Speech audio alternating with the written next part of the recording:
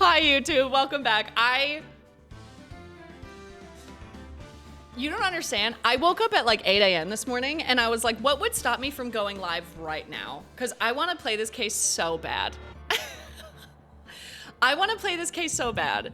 The beginning of the last case just like sucked me in. I was like, oh, I don't want to do anything else with my day but play this. So I'm very excited. I'm also a little sad we're on the last case because we've been playing this series since April of last year and now it's almost February. So we've been playing for almost a year. So yeah, hi YouTube. Hi YouTube.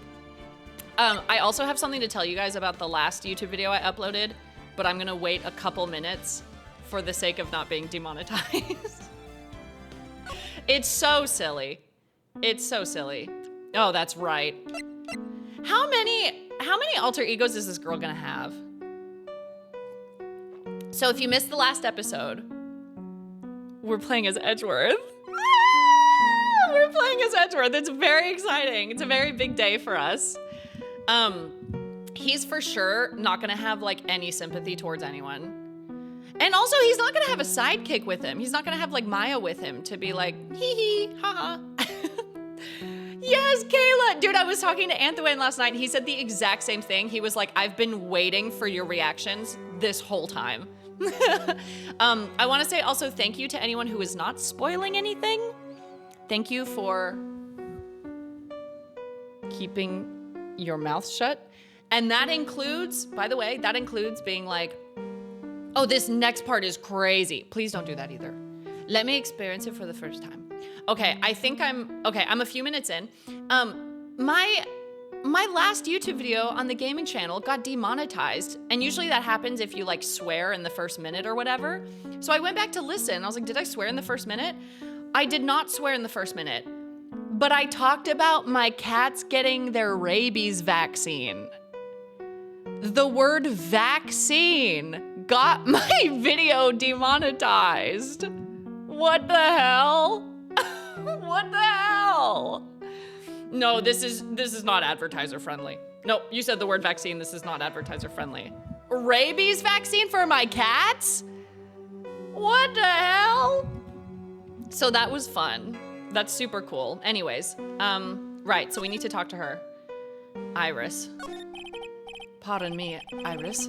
I would like to ask you something if you don't mind. I have the distinct feeling you and I have met before. That's right, because her case was his first case. I should re-upload it. I should just mute it and re-upload it, but I'm too lazy. It's like an hour. It's like an hour-long video. I know, Zoe. I know. Okay, so Edgeworth's first case was when he met her as Bratworth. Bratworth? It must be your imagination, Mr. Edgeworth. After all, I hardly ever leave Hazakura Temple. Hazakura Temple? What's that? It's a place where those who wish to boost their spiritual power come to train.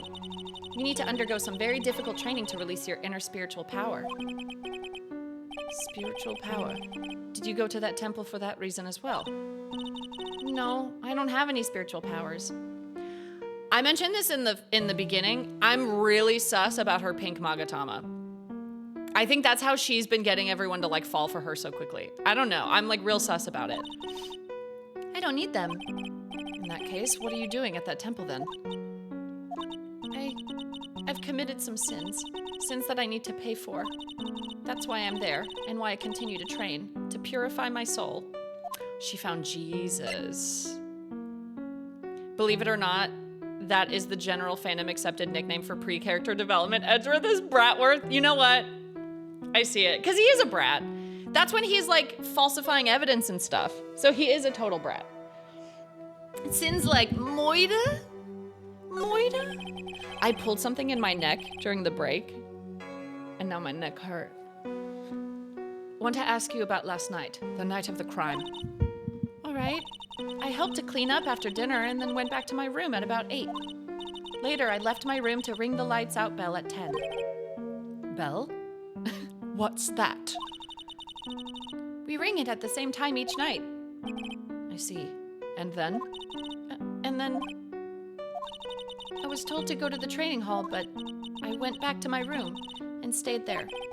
Why didn't you go to the training hall like you asked to? I was frightened. Frightened? So I just stayed in my room and meditated until the murder happened. There's more to her story. I just know there is. Maybe I should dig a little deeper. Frightened? You were asked to go to the training hall on the night of the murder. Yes. However, you didn't go. Because you say you were frightened. What exactly were you so frightened of? Only 2 this time. That's good. What in the world? He's wearing VR glasses. Edgeworth is the Victorian child with a meta quest on. He's about to literally die on the spot. I know, it's funny that he's never seen this before, because he got the Magatama from Phoenix in the hospital room, so he's like, I don't know what this is. But it's so funny to see the first reaction. Iris, you wouldn't believe this shit. What in the world? Is there something wrong? I'm sorry, it's nothing. Looks like she's not aware of them herself. Phoenix could have at least given him, like, the manual to the Magatama. At the very least. That's not something he considered, walking him through it before he had to leave? The Victorian child in modern day. What is a fortnight? That's how long it used to take me to get to Mother's house. From the fields. A fortnight. Iris, did you hear the music change? Psycholocks. These must be what Wright was talking about. The Psycholocks. I mean, for her, a rebrand is in order. She is a psycho. I believe he said that I need to present this Magatama item to do something.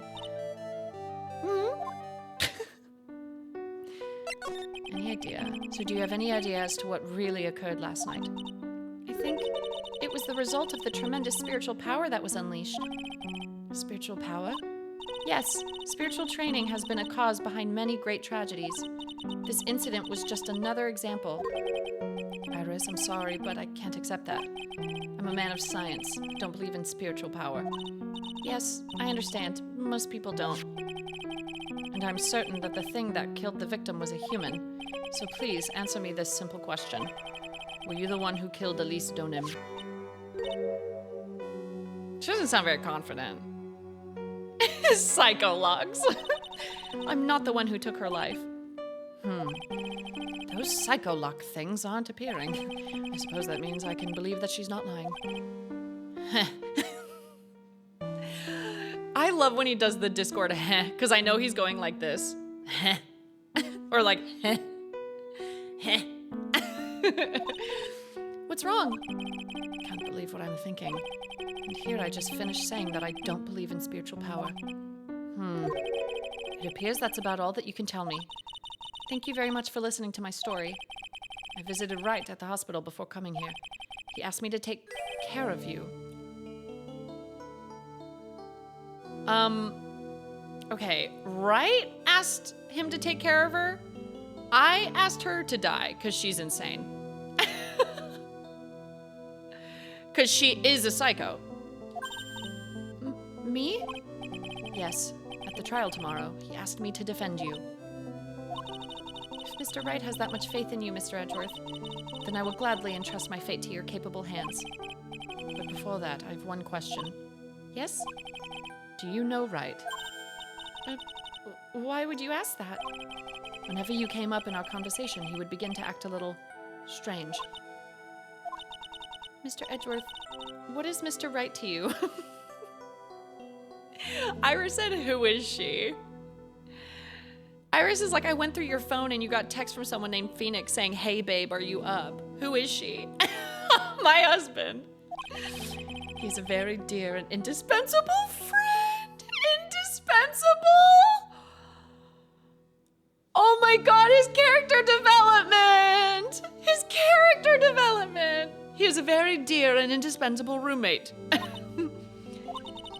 It was 5 years ago. Oh, she's admitting it. She's admitting it. It was 5 years ago. That's when I deceived him. You deceived him? I heard that he was in a lot of pain afterwards because of what happened. I know what a weak person I am. That's why I thought it was best if he never saw me again. What gave her this, like, come to light moment? Oh my god, Edgeworth and Phoenix are kissing! They're kissing! I wanted him to just forget about me without learning the truth. Well, if you ask me, Wright is still suffering. And until he learns the truth, I don't think he will ever be able to truly recover. Iris, it's not too late. You should go to him. Tell him the truth. I'll defend you, but only if you agree to that one condition. What is the truth? Don't we know the truth? Yeah, girl, you're exactly where you're supposed to be, in prison. All right, Mr. Edgeworth, I promise. Very well. I'll do everything in my power to get you an acquittal. I still don't trust her. Sorry. She got visited by the 3 ghosts. Ghosts of Christmas past. That's enough information gathering for now. I should head to the crime scene. Man, it's gonna be hard to do this accent the whole case, because, like, British is kind of hard for me. I don't know. You'd think it'd be easy, but, like, it's kind of difficult. Sure is cold, all right. So this is it. Dusky Bridge. Oh, wow. It's you, Mr. Edgeworth. Ah.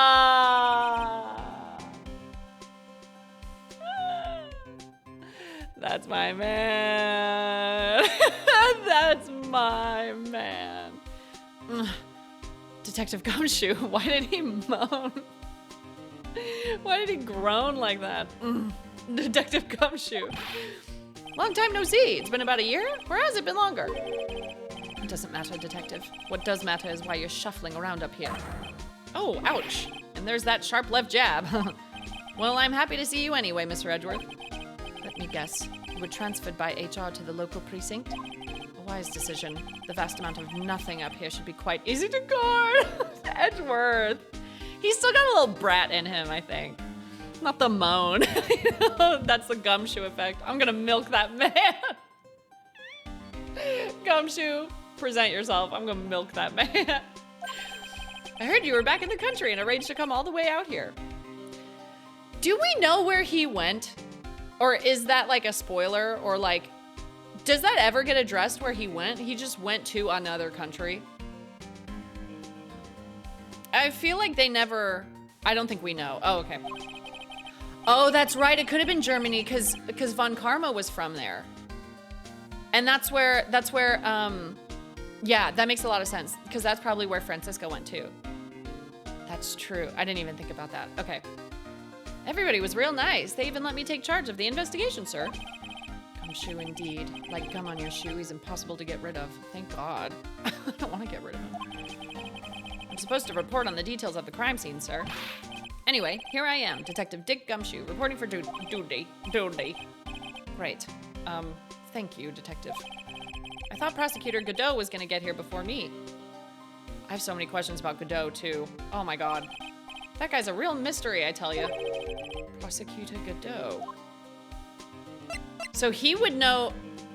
Edgeworth would know him as Armando. As Diego Armando, not Godot. Oh, I hurt my neck. I pulled something in my neck right before I started the game. No. I just got back into the country, so I don't really know much about the case. It's simple. Well, simple as simple does, as they say. Oh, you've got no idea how much I've missed that biting sarcasm of yours, sir. But seriously, this one's a piece of cake. There's a witness that saw the whole thing. A witness? Yeah, that bikini lady. Bikini lady. Here, on this freezing cold mountain. You know he's gay? Okay, that's how I knew that he's gay. Because he went the logical route of being like, why would someone be wearing a bikini on a mountain? Whereas if he was straight and into women, he would have been like, where? Bikini lady? Where? That was confirmation for me. Awooga. He would have been like, hubba hubba. Well, you should talk to her yourself if you want the details, sir. I may have to talk to this bikini lady. I mean, decisive witness myself. So this is the bridge that Wright fell through? Yep, I can't imagine being that reckless myself. Look before you cross is how it goes, right? Or was that leap? And is there something on the other side? Yeah, some old building they call the Inner Temple. But we can't get over there without a bridge, sir. What? Nobody lives there, so it's usually not a problem. But someone was at the Inner Temple doing some training, and now they're stuck there. Yes, I heard that from Wright. It's Maya Fey. Oh no, her again? Gumshoe's like, dude, how many times is this girl gonna get in trouble? Anyway, the air's really turbulent right now, so we can't do an aerial extraction. No one's gonna be able to reach the Inner Temple until tomorrow, sir. Will she be alright in this cold? So how did this bridge burn down anyway? We're almost 100% sure it was lightning. Lightning? So who is this Prosecutor Godot? I've never heard of him. Yeah, he's a new guy. Showed up after you left the country. He's a complete rookie, but nobody can say a bad word about the guy.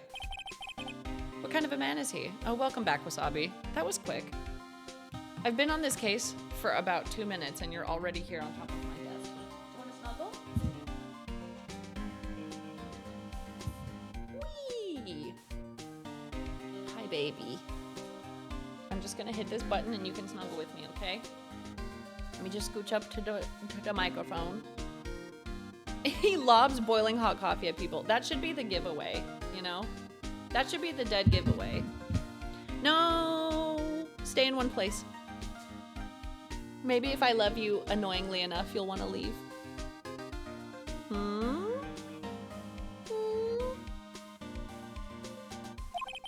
He just became a prosecutor recently, but he's good, sir. Real good.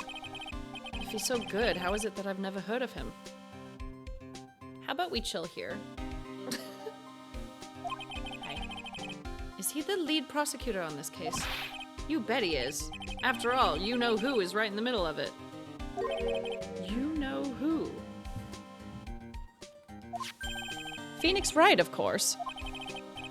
For some reason, Godot has really got it in for Mr. Wright. Oh? Yeah, he seems to have some kind of a grudge. And what would be the cause of this grudge? I don't know. Maybe he made fun of his mask or something? None of this is making any sense. I better look into this Godot myself. You're telling me the bridge caught on fire due to a fluke bolt of lightning? Yep. Last night it snowed for the first time in 3 days. It's a little unusual for lightning to occur during a snowfall like that. But according to the weather data, lightning definitely struck. Regional weather report for the night of the crime. Can I read it? This is a very detailed weather report.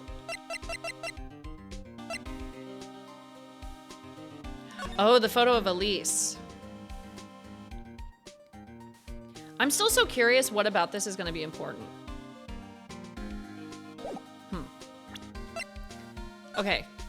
Eagle Mountain weather data for February 7th. Snow with occasional lightning strikes. Snow 7 to approximately 10:50 p.m. Lightning 10 to approximately 11 p.m. Oh, 7 p.m. to 10:50 p.m.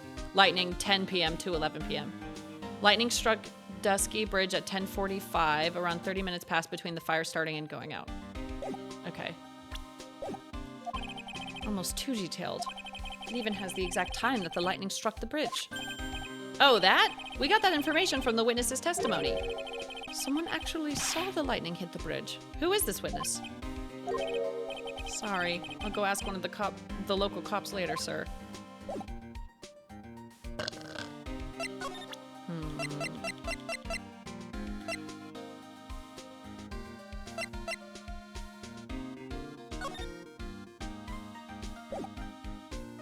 I'm trying to see if there's anything I can show to him. Oh, that's interesting. This has like the same purple orb thing that's in her staff. It looks the same on the hood.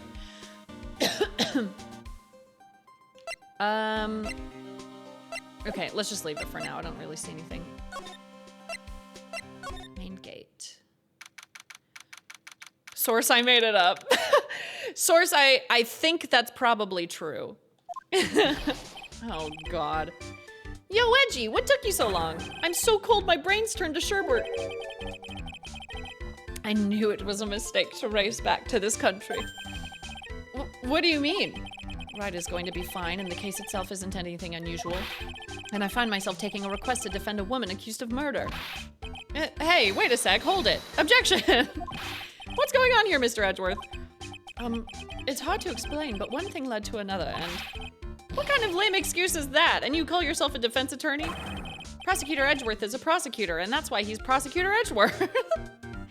I can't fight his logic. My man's onto something. It came to me in a dream. Prosecutor Edgeworth, defense attorney, just sounds plain old weird, pal. Right, Prosecutor Edgeworth? I'm not sure what role I'm supposed to be playing anymore. Dude, Edgy. I don't see you for a couple of years and your heart turns to sherbet. I'd say more like sorbet. It is rather cold here. Iris didn't murder her. Someone else did it. I just know it, okay? So trust me on this one. Ever the romantic, aren't you, Larry? Nevertheless, I'll do whatever I can to prove her innocence. At least until I pass the baton on to Wright, that is. No, I want to play as him the whole time. Man, I'm telling you, Iris is so cute. Right, Edgy? You think so too, don't you? Larry, I'm gay. What's wrong? Why are you so quiet? To put it simply, your comment has me highly concerned. Could it be that the reason you think she's innocent? Come on, a girl that cute can't possibly be a murderer. I was right after all. I should never have come back. No, don't worry. I see things for how they really are this time. Honest. If I had a penny for every time you said that. It's just that, well, Iris is a delicate flower. You can't force things too much. Know what I mean? Huh? I have no idea what you're talking about, Larry. Oh, forget it. I didn't say anything. Larry, where were you and what were you doing on the night of the crime? Larry. What? Don't tell me. You think I might have done it! What? Get lost! Go back on your charter jet and get out of my sight, you creep! Get back on the charter jet that you rode in on and get out of here! And I hope your plane crashes in your door! I'm this level of dramatic. I am this level of dramatic. I'll ask just one more time. On the night of the murder, where were you and what were you doing?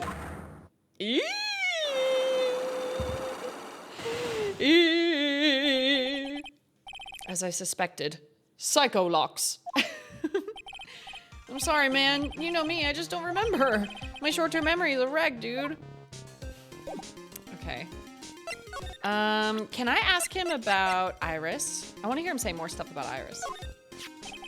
I have a feeling that she's hiding something. Could be. After all, she's shy and gets embarrassed pretty easily. I don't think that has anything to do with it. Why not? Look, I know all about this kind of thing. Come on, Edgy. You were a guy once. Lots of girls are like Iris. You know I'm right. You were a guy once. Well, you most certainly seem to have convinced yourself. Man, I love shy girls like her. It's just so cute. You know what I mean? Still doesn't listen to others, I see. I guess some people just never change. Oh. Wait, I should have asked about Godot. The prosecutor for this case, he apparently holds some sort of grudge against Wright. I'm gonna go back to, I wanna ask him about Godot. I totally forgot about that. I usually hear about promising young prosecutor candidates while they're still in school, but I've never seen or heard of this person. I gotta admit, he's puzzling all right. He just appeared one day, big mug of steaming coffee in his hand. He sounds like an interesting man. Yeah, the whole prosecutor's office is really into double espresso macchiatos lately. Okay, that's it. That's all I learned. You know what's crazy?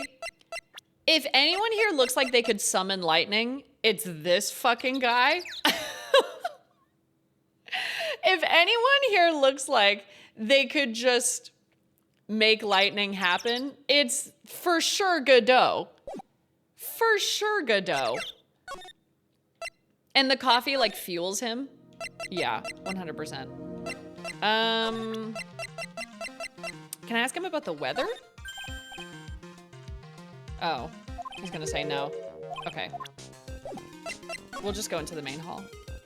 Are you having fun?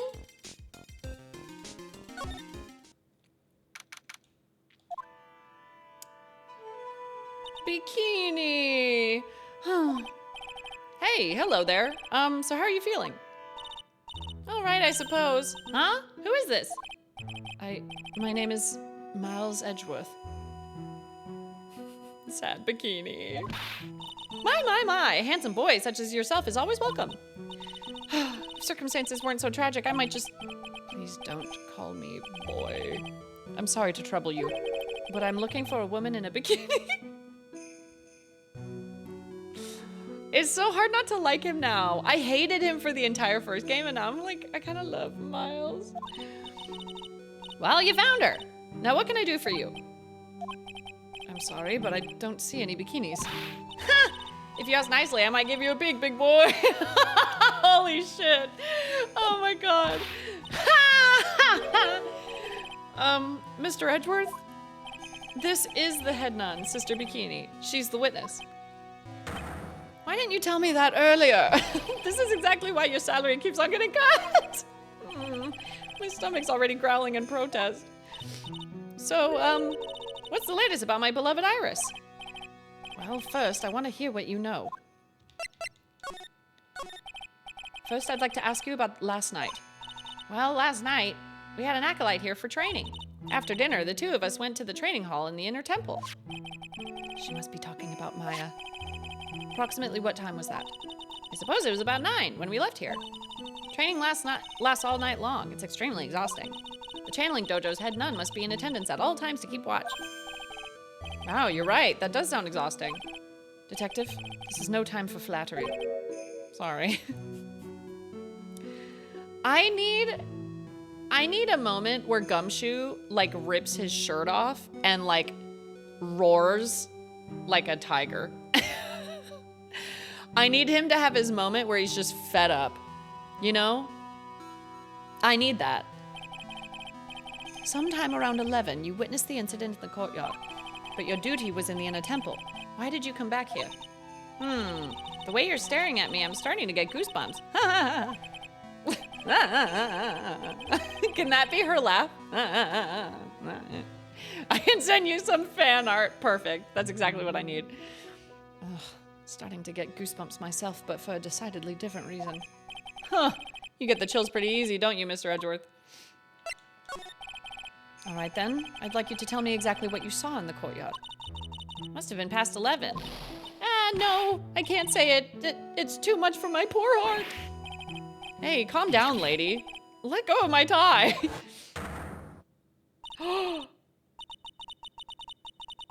Oh my god. You know what? I think this happened. I don't think she's being framed. I think this happened. I saw 2 people. One of them was lying on the ground. The other one was stabbing her from the back with a sword. Did you see this criminal with your own eyes? I didn't want to believe what I was seeing. But it was Iris. With the Shichishido that we saw from the original case? Or the second case? You must have been quite shocked. Of course she was. Try putting yourself in her shoes. It'd be like if you were stabbing Mr. Wright smack in the middle of a courtroom. And I happened to witness it from the witness stand. I'd be pretty shocked too. I know it sounds insane, but that's what I saw. And when I finally realized what I was seeing, I screamed. And then I passed out. Unfortunately for us, her testimony seems to be pretty solid. However, the idea of Iris doing such a foul act seems unnatural. Unnatural. The girl I know simply isn't capable of this sort of foulness.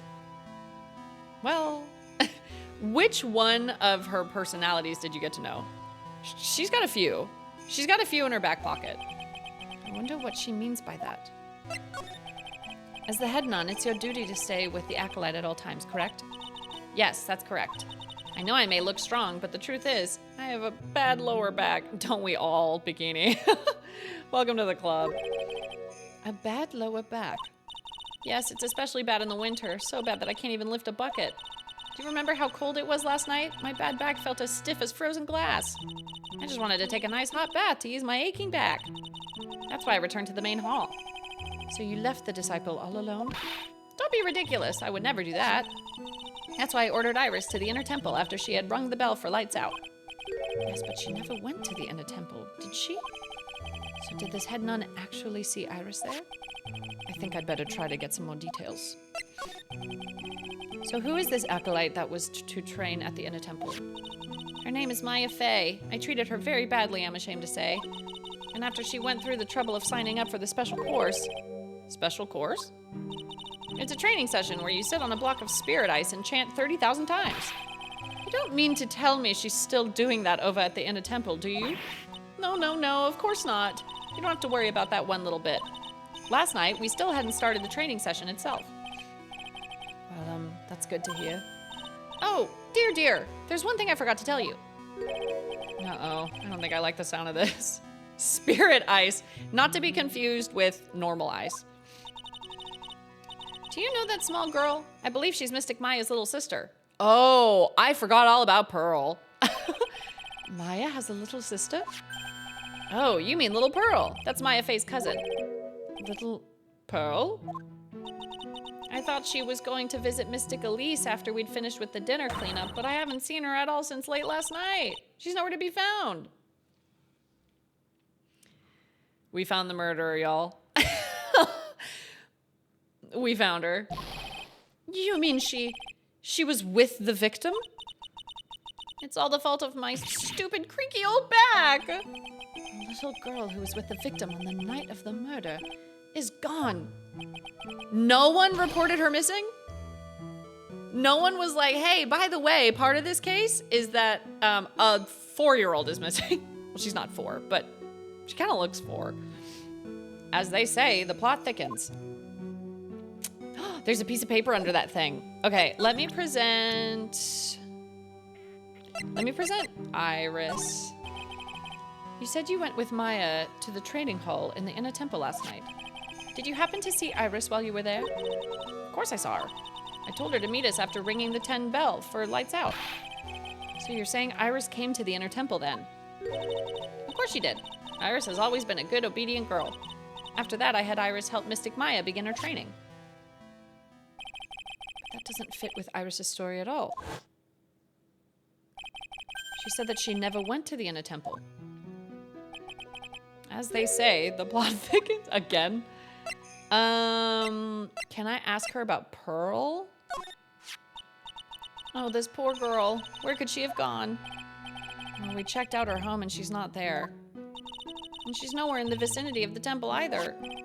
Which means she's dead. There's only a few other possibilities as to where she could be. Do you think maybe she fell off the bridge and was carried downstream? Why do you have to be such a pessimist, detective? Oh my god, Edgeworth. Stop being mean, but also keep being mean. Make no mistake, Lady Bikini, she is no poor little girl. Did you know where she was on January 6th? I was just trying to think like you, Mr. Edgeworth. Ironic. I became a pessimist only after I had the pleasure of working with you. I'm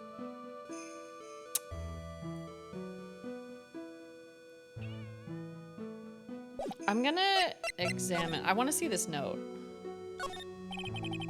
There are more Enza cushions in the corner of the room. What's that white piece of paper sticking out from under that stack? Beats me. Would you mind checking that for me, Detective Gumshoe? Yes, sir. Here you are, Mr. Edgeworth. It looks like an old manila envelope. Yeah! What is it, Detective? This could be it. An ultra important clue, a super special clue. I suppose I should read it myself then. Looks like a letter addressed to Sister Iris. Tonight at 10 at Heavenly Hall. Unless you want your secret to be exposed. Ooh! This sounds like a blackmail letter. Found in the maid hall. Maybe she dropped it. Nice going there, Mr. Edgeworth. Why can't I ever find clues like that? You're an ultra important prosecutor, a super duper prosecutor. Well, I suppose it takes a super duper kind of dumb to miss a clue like this. I'd like to imagine that underneath his like frilly suit thing, he's wearing like a full latex cat bodysuit and he's got a whip.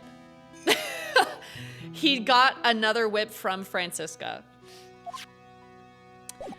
Should I ask her? I kind of want to ask her about it. Do you know anything about this old crumpled up letter? Is that addressed to Iris? Yep. It clearly says to Iris on it. I can't believe it. That girl doesn't have any secrets from me. So Sister Bikini didn't know anything about it. Okay. Excuse me. Ooh, courtyard! Oh, this is the crime scene. Ooh. And this is where the murder took place, sir. Other than removing the body, we left everything else untouched. Thanks, Detective. I'll just have a look around. Looks like the police are still investigating. Oh, yeah, by the way, I thought I'd better ask just to be sure. Are you really gonna defend that nun, Iris, at the trial tomorrow? Yes, I will. I gave her my word, and now I must follow through with my commitment. Well, in that case, I've got to be careful. Got to make sure I don't leak the prosecution's whole investigation. Don't worry about it, Detective. Just keep your mouth closed, and I think most of it will flow out on its own. You got it, sir. I'll make sure it flows out like water from a tap. Yes, you do that, Detective. Just how much has your runny spout leaked over the years? The victim is the famous picture book author Miss Elise Donim. Her entire past up until she won that writing award last year is a total mystery. It's hard to believe in this day and age you can still find people like that. The estimated time of death of the victim was between 10 and 11 p.m. on February 7th. Cause of death was blood loss resulting from a stab to the back by the murder weapon. The murder weapon? The victim was found skewered with a giant sword, sir. That's terrible. Yeah, but there's one strange thing. Yes? The victim's entire body was covered with bruises. The heck? He's very sassy. The bruises are consistent with falling from the height of a 2-story building. What the hell? A 2-story building. I wonder if this is another thing where like the murder actually happened. Because this is a case that like Edgeworth was involved in where the two murders happened at the same time and then got transported in Edgeworth's car, you know? I wonder if this is another one of those situations. A 2-story building. That would be about the same height as that room in front of us, correct? Hey, you're right. Way to go, Mr. Edgeworth. That just happens to be the room that Elise Donim was staying in. Maybe she was pushed out of the window after she was stabbed by the sword. Cause, loss of blood from stab and back. Body fell 10 feet after death. After death? Ooh. Now then, Detective. Let's see if we can summarize what we've learned so far. Okay, let's take a look at the map. According to the testimony of Sister Bikini, the head nun, right after they'd finished dinner, she and Maya Fey headed to the inner temple. Oh, W is witness. I was like, Maya's name doesn't start with a W, and neither does Bikini. At 10 p.m., after ringing the bell for lights out, Iris went to the inner temple.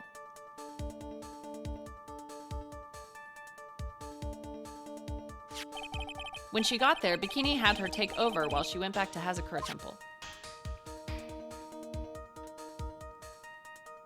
Wakini Waya. After taking a hot bath to soothe her back,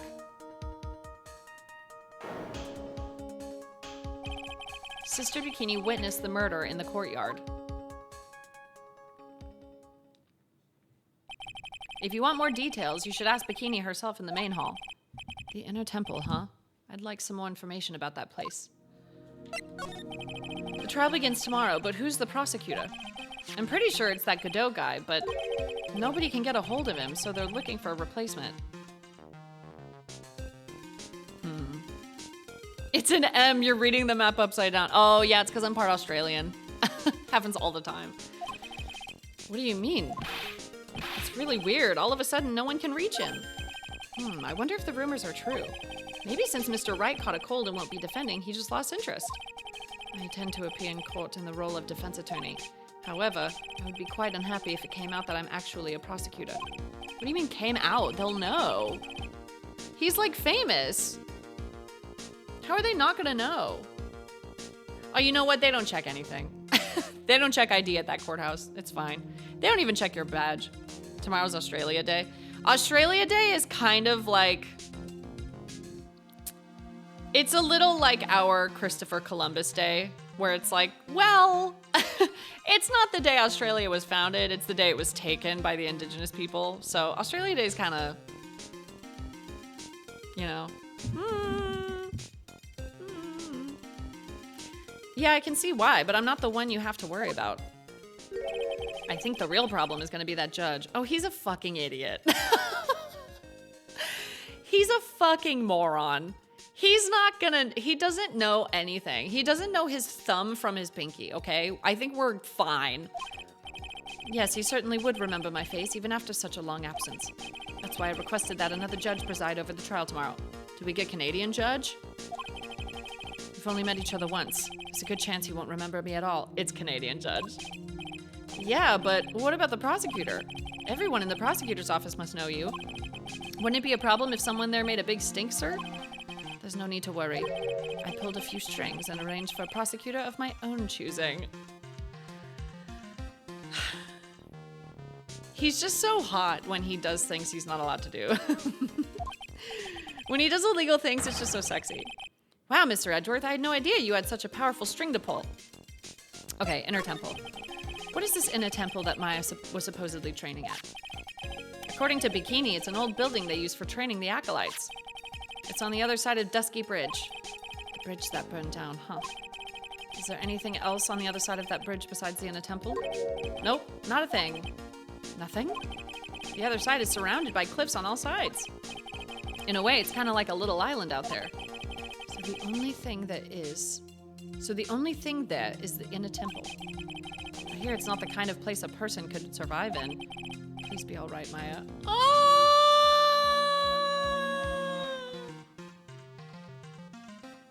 Please be all right, Maya.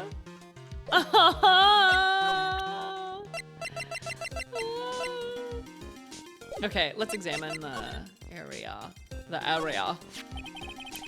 So the sword from this gold statue is actually the murder weapon. It sure is. It's called a shichishido, by the way. Nasty piece of work, sir. There's still blood on it. I suppose this is the victim's blood? Do you? Do you, Edgeworth? Yep, it's all over the blade. And speaking of all over the blade, there are fingerprints all over the hilt of the shichishido, too. Fingerprints? Naturally, they match the prints we got from the younger nun, the defendant. Her fingerprints are on the murder weapon? What's wrong? You're looking really solemn. Is this how it is for Wright? Is this what it's like to be a defense attorney? Yeah, I figure it doesn't really feel good. To be honest, it feels more like it's detrimental to your health. Yeah, and imagine having another guy on the side calling you an idiot every 20 seconds. Imagine that, Edgeworth. The main gate must be just over that stone wall. Ah, stone walls. I jumped over a few of those in my time. Thanks, Gumshoe. Most of them are good memories, but not all. Detective, perhaps someone should introduce you to the concept of paucity of words. Maybe he's my Maya for this case. Ah, I just love skiing. Really? You don't, seem like the type. Well, what about sleds? Sleds? Nah, they're a little too kiddie, you know? Messes with my hard-boiled image. What's with the silence, Mr. Edgeworth? Is the world starting to go mad? I don't know, I agree. The main hall of Hazakura Temple is above us here. Hey, you're right, but I'm pretty sure the main hall didn't have a second floor. Hazakura Temple was built on a steep part of the mountain. The front and back of the main hall are on different levels. Oh, that makes sense. But wouldn't it be easier to just build the place slanted, sir? I fail to see how he can consider that to be an even remotely good idea. Is that her staff? Excuse me. What's this? Looks like a wizard's staff. That belonged to the victim, Miss Elise Donim. There's nothing strange or magical about it. Oh yeah. Listen, this is just between us, okay, sir? Yes. What? This is top secret stuff. Don't tell anyone about this. All right. The truth is, when I was a kid, I wanted to be a wizard. I love him. Yeah, the orb is missing. The orb is missing, and there's a purple orb that looks just like it on the protective hood.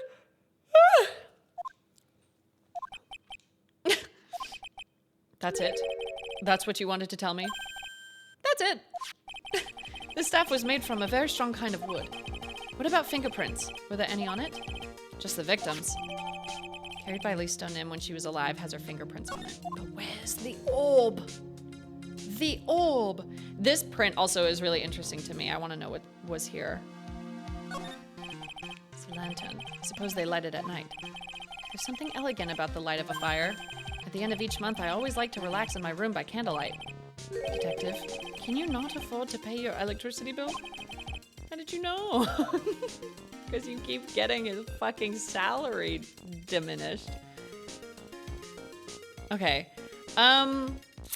Let's...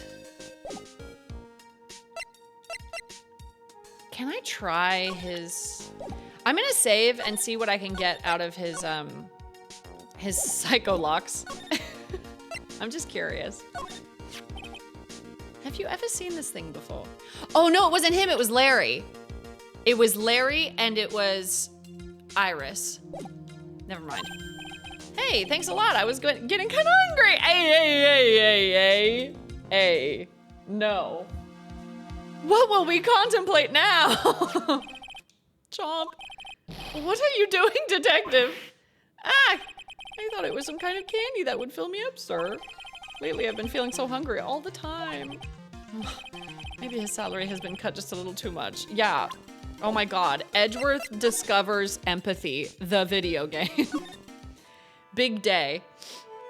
Okay, let's try to use this on Larry Butts and see. Oh, I want to see what the questions are. I don't see Larry anywhere. Maybe we scared the poor kid away. His heart was shut tight with a number of psycholocks. I guess I'll have to look for him now. What a thorn in my side. Can we go to Heavenly Hall? No, we can't. Looks like a pretty good distance to that far cliff. Yeah, it's gotta be around 100 yards or so. Detective, it's not even close to 100 yards. Well, I gotta admit, I'm not very good at judging distances. It's about 20 yards or so, and impossible to cross without a bridge, it seems. Oh, okay.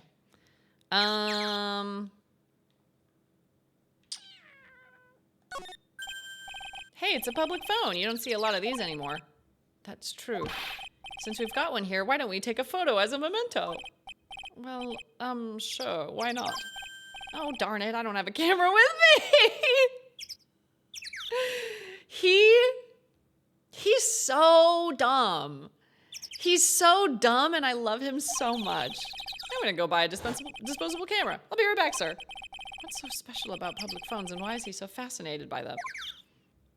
Did he just straight up leave? Some letters are wildly engraved into a roughly cut boulder. Dusky Bridge certainly is an appropriate name. You need to get some glasses, Mr. Edgeworth. That sign says Dusty Bridge. Oh, here we go. I can see how you read it wrong. You're the one who needs glasses, detective. Try reading it one more time. Ah, you're right. It's Dusky Bridge after all. I guess whoever wrote this made a mistake. Okay, let's go back to the detention center. Mr. Edgeworth. I came back because I need to ask you a few more questions, if you don't mind. But I've already told you everything that I... Iris, please remember, I'm on your side. You can tell me anything. Yes, thank you. Okay. I just finished speaking with the head nun of Hazakota Temple. She testified very clearly as to what happened. She said she saw you stab Miss Elise Donim with a sword. One other thing. She said that when Maya Fey began her training at the Inner Temple, you were there as well. What? When I spoke with you last, you claimed that you never went to the Inner Temple.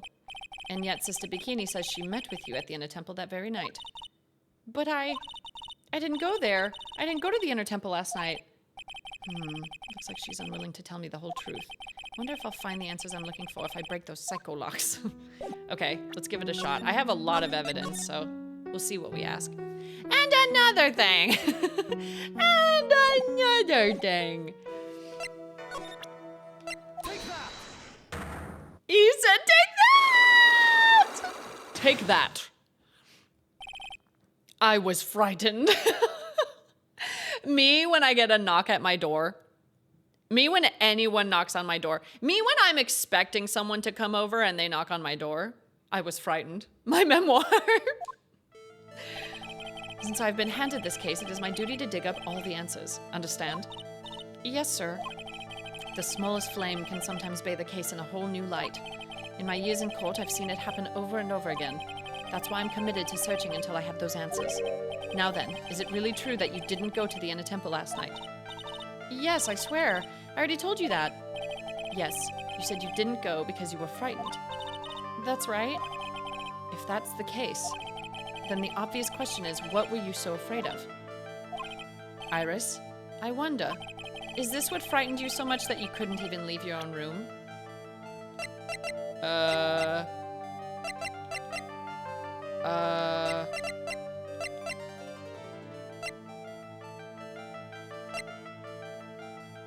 Would I say Phoenix? But Phoenix wasn't in the Inner Temple. No, I'm gonna say Phoenix because she was like dodging him the whole time. Perhaps this is what you're afraid of. Well, I was wrong. Bye, Estelle. Have a good day. I'm sorry, but you're wrong. Huh? Why is your voice trembling like that? It's just that your eyes are scaring me. Ugh. Blast, I must be trying too hard to bluff. Please excuse me. I'm still not used to this role I've been assigned. No, I should apologize. Oh! The blackmail letter. Duh. Mr. Gabbs! Help, I'm surrounded by my brother's super cute cats by the fire. I guess I have nothing to do but watch Phoenix Wright and admire their regal powers. Dude, the dream, the ultimate dream is to have a fireplace. I would die. Sometimes when I go to dance, he lights the fireplace and it's so peaceful. It's really nice. I hope you enjoy your day. Okay, it's the blackmail. It's the blackmail letter. If that's the case, then the obvious question was what you're so afraid of. I wonder, is this what you're so afraid of? The blackmail letter. Take that! I found this in the main hall. It is addressed to you. Ah, that's... Well, Iris, why are you glaring at me like that? You were scared of the blackmailer who wrote this to you, isn't that correct? Ah! They're living with my mom right now. I'm visiting her. She has a fireplace. It's super cool. Aw, have a nice visit. I'm very jealous. I want to sit next to a fireplace with my book and my fuzzy blanket and my cats and chill. Although sometimes I do put on, have you guys ever seen those YouTube videos that are like 10 hours of 4K fireplace? I'll put those on and just pretend it's getting warmer. Pretend that the heat that the TV's giving off is the fire. It's good enough. I got an imagination. Was it the evidence or the power of my glare that broke that lock? Oh well, I don't suppose it matters either way. But Mr. Edgeworth? Yes? I thought that letter was just someone playing a prank on me. A prank? Well, yes. After all, even if I did have a secret, there's no one to tell it to that would cause me any grief. I wonder about that. Sister Bikini is like a mother to me. I would never hide anything from her. No, you may not have anything to hide under normal circumstances. However, last night was different. Unfortunately, I don't know the exact nature of your secret yet. However, whatever it is, there is one person you didn't want your secret told to. One person you didn't want your secret told to. Well, Phoenix could be a person that knows the secret. But she did promise to tell him the truth, which I don't know what the truth is. So I guess it would be Phoenix. Take that! Phoenix Wright. Ah, you mean something to Wright, it seems. And I can tell he holds a special place in your heart as well. That's why you didn't want him, of all people, to know your deep, dark secret. Well, what do you have to say? I should have expected as much, especially from a friend of his. Got her ass. Got her ass. Some does a range of videos of walking around in game. Oh, dude, I love those where it's like 10 hours of just walking around in Red Dead Redemption. Love those. After dinner, this letter was waiting for me in my room. As I said, I was frightened by it. What is this heavenly hall the letter mentions? It's a small mountain shack at the base of Dusky Bridge. A small shack, huh? It's more like a broken down shack that no one would ever want to go near. Where is it on this map? It's around here. To get there, you must follow a small path down from Dusky Bridge. The reality is, to get to the inner temple, I had no choice but to cross that bridge. But the thought that such a terrible criminal could be lurking at Heavenly Hall...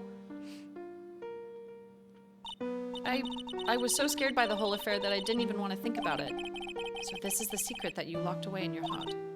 Yes. Looks as though I may have to visit this Heavenly Hall now. Maybe I'll find some sign of our mystery blackmailer. In any case, you still claim to have never left your room last night? Yes, that's exactly right. Rang lights out bell at 10 p.m. and was then in her room until the murder was discovered. Okay. The trial starts tomorrow. I promise you, I will win. He's so hot. I'm going to win so that you and Phoenix Wright can see each other again. Now, hold on. Now, hold on just a second. You keep that demonic woman away from Phoenix Wright. Now, who said anything about that? Now, wait just a second. Oh, man, one of them pooped in the litter. I have to smell it. But when I do, you must promise me that you will tell him your secret. But it's pointless. Why would you say that? Because I may know who Phoenix Wright is, but he has no idea who I am. That's a fucking lie. That's a fucking lie. Is there anything else I can present? Can I present her hood? I'm curious about the orb. That's called a demon warding hood. Yeah, no wonder you gave it away. You can't fucking wear it. You'll get warded. You'll be ward. I gave that to Mr. Wright last night. He was wearing this when I saw him at the hospital today. Phoenix in his little hood with like the little bow tie. It's an important item for protecting acolytes from evil spirits. If it's so important, then why did you give it to him? Last night, I felt something. I felt that something terrible was about to happen. I didn't want Mr. Wright to fall into its grip. Well, he wound up falling into something much deeper and colder. I probably shouldn't say that out loud, though. Thank God for inner monologue.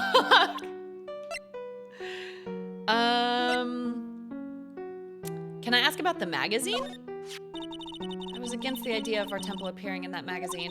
I was afraid that this type of tragedy might occur. In that case, why did you allow them to run an article about you? It was Sister Bikini. She's actually rather fond of the attention, surprisingly so. Yeah, that sounds about right. That sounds about right. Thank you, Laurent, for absolutely nothing. She certainly does look rather happy in this photo.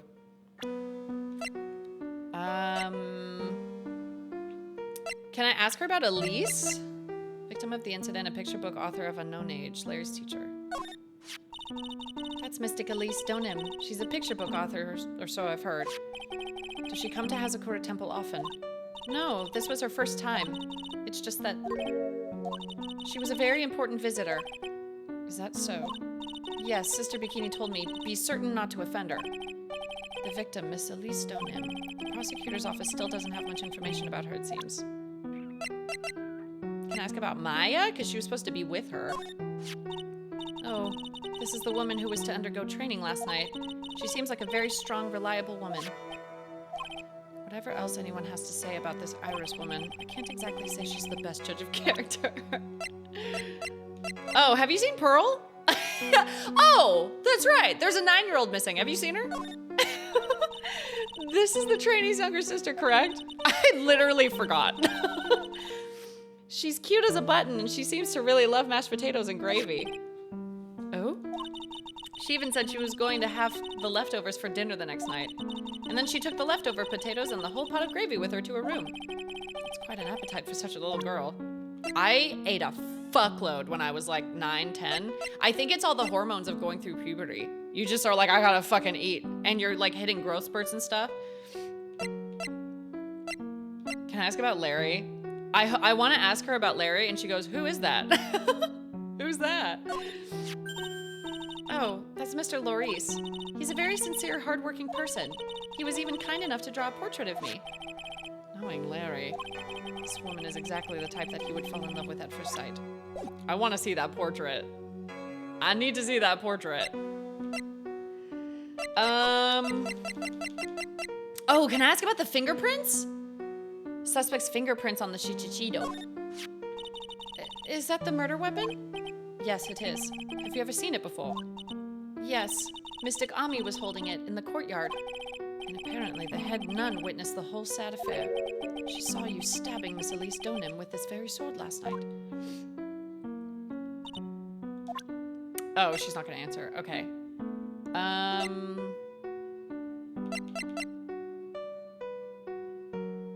Okay. Let's go back to the bridge and try to go to the heavenly hole. Oh my god. Disgusting. Whoa. Whoa. I forgot about the portraits in the door. Whoa, not much of a view down here, huh? It's still better than the view from my apartment, though. Someone's here. Hide yourself, detective. Is it Laurice? Oh, why? Why does this always happen? Whenever I find a girl I like, they always run away. I even chased one of them to Japan. Next is gonna be to prison, I guess. I'll steal that detective's wallet. That'll get me locked up for sure. Nah, I can't do that to someone who looks like he's down on his luck. He's just talking to himself. Shh, be quiet and listen. I knew it. I shouldn't have done that. I blew it again. Done that? What did he do, I wonder? Hey, you! Oh my god, Gumshoe! About what you just said, I got an objection. Amy Lee, thank you for the 36 months. Happy 3-year anniversary. Happy anniversary. Are we getting a fancy dinner tonight?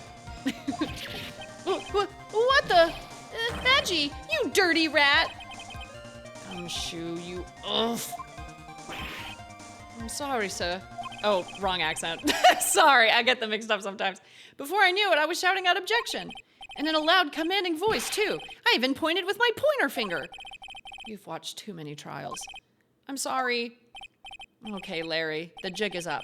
What have you got to say for yourself? Ugh. Explain everything. I'm gonna do this one first.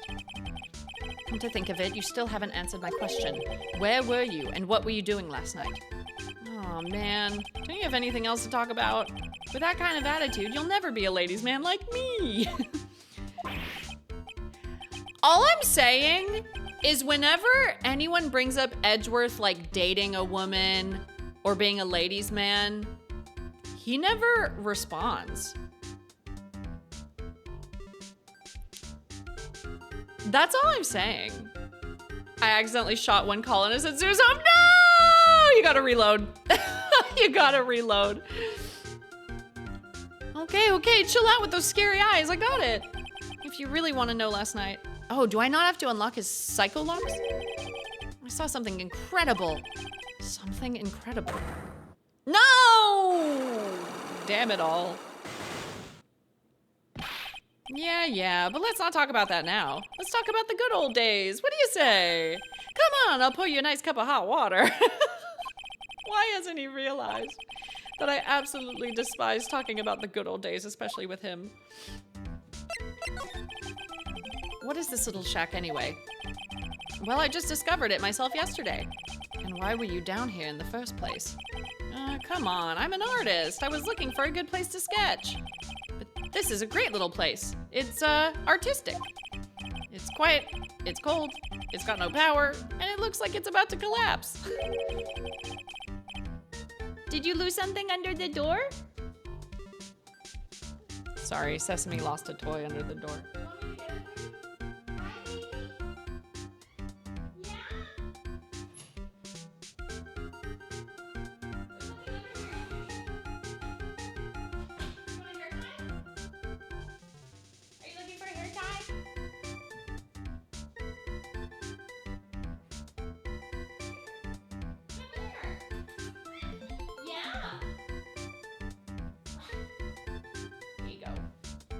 Get that hair tie. Sounds a lot like my apartment there, pal. One thing's for sure, no one is likely to show up and disturb you here. So can I get you something to drink? Some hot water, maybe? Some hot water? Oh, Lord, he's running. He's running. He's getting all buddy-buddy on us, sir. Listen to me, Edgy. You've got to do this. You've got to save Iris. Why are you so sure she's innocent? Because she's cute? Watch your mouth. Anyway, I've made up my mind about it. I'm going to marry that girl. Oh my God. He says this about everyone he dates. Mr. Edgeworth is pretending he didn't hear you, so I'm gonna ask for him. Have you already asked this girl to marry you? No, not yet, but I can tell how she feels by the look in her eyes. She's got this, I really want this man to carry me over the threshold look. I'm sure Nick would be surprised. He'd never imagined that I could marry such a beautiful girl like that. Something tells me he would be shocked indeed. That's why I didn't want her to do anything dangerous. I mean, what am I gonna do if she gets hurt? What is this guy trying to say? He lost me about a mile back. If we really want to know the answer to that, we're going to have to drag him onto the witness stand. I'm gonna examine the area and then we'll mess with his Psycholocks and see if we can beat him. That's a horrible graffiti problem you've got there, pal. You don't know anything, detective. This is art. It's an expression of my bittersweet love for Iris. Larry, do you know what the difference between graffiti and true art is? That's how the artist himself defines it, right? Sure. Who's gonna tell him? What kind of hot water? Is it from the Bottled Springs collection of 64, or is that trash from the tap? I should have seen that one coming. Well, if that's the case, then all of my lunchboxes are masterpieces too, pal. What is this festive-looking ornament? It reminds me of art class in grade school. We used to have a lot of fun decorating the classroom with origami, remember? Well, Oh, yeah, you were never any good at it. Are you having fun? He's playing. He's playing with this little, hair tie. I don't know why I ever bought my cats toys. They just want to play with my hair ties. Really? Yeah, this guy was so bad he couldn't even fold $1, let alone a crane. Everyone tried to comfort him, but he would just sit there sobbing. Really? I never would have expected that. Be quiet already. I'll never forget the shame of that day. You want a crane? I can now make a perfect 1/4-inch crane with without a single flaw. Oh, so that's his villain story, like his villain origin story. That's where it started. You know, Edgy, nothing for nothing, but a 1/4-inch crane without a single flaw is not easy. Yeah, that's quite a feat, Prosecutor Edgeworth. Ugh, this is exactly why I hate childhood friends. The straw roof is totally covered with freshly fallen powdery snow. Wow, makes a nice image, doesn't it? I always did like the rustic look. Heavenly Hall. I suppose it's an appropriate name in some sense. You got that right. Look at that bridge up there. This place has to be heaven, because that thing is hell. You would do well to remember, Larry, that this is a sacred place to some people.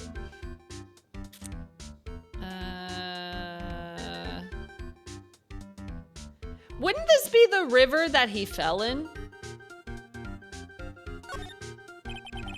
This is the Eagle River, sir. It runs pretty fast, so it doesn't ice over, even in the winter. If it had iced over, Wright would have been in some serious trouble. You're right about that. He would have landed on the ice and slid downstream to who knows where. Not exactly what I meant, but all right. No, he'd be fucking dead. These go all the way to Dusky Bridge. It's a pretty long but easy walk. I fell down 4 times on my way down here, sir. Oh, sorry about that, detective. I ate 4 bananas and tossed their peels on the stairs my way down here. What? So that's what I was slipping on? Be careful on the way back. Those deadly banana pills are still out there. TK. Yeah? Yes? That's a real important piece of information right there, Mr. Edgeworth. Can we go in the shack? No. Okay, let's give his Psycholocks a shot. A shot. Take that! What if Butts did it? What if Larry Butts did it? What if he did it? He just confessed to littering. I don't know if banana peels are technically littering because they are biodegradable. It's not like plastic, you know? Like, at least a banana will, like, return to the earth. You know? Dude, can I say there's nothing that makes me think you're a horrible person more of someone I've never spoken to than, like, if I'm driving behind you and you throw, like, a bag of chips out your window. Bruh? Bruh? Oh my God. It makes me want to pretend that we're playing bumper cars.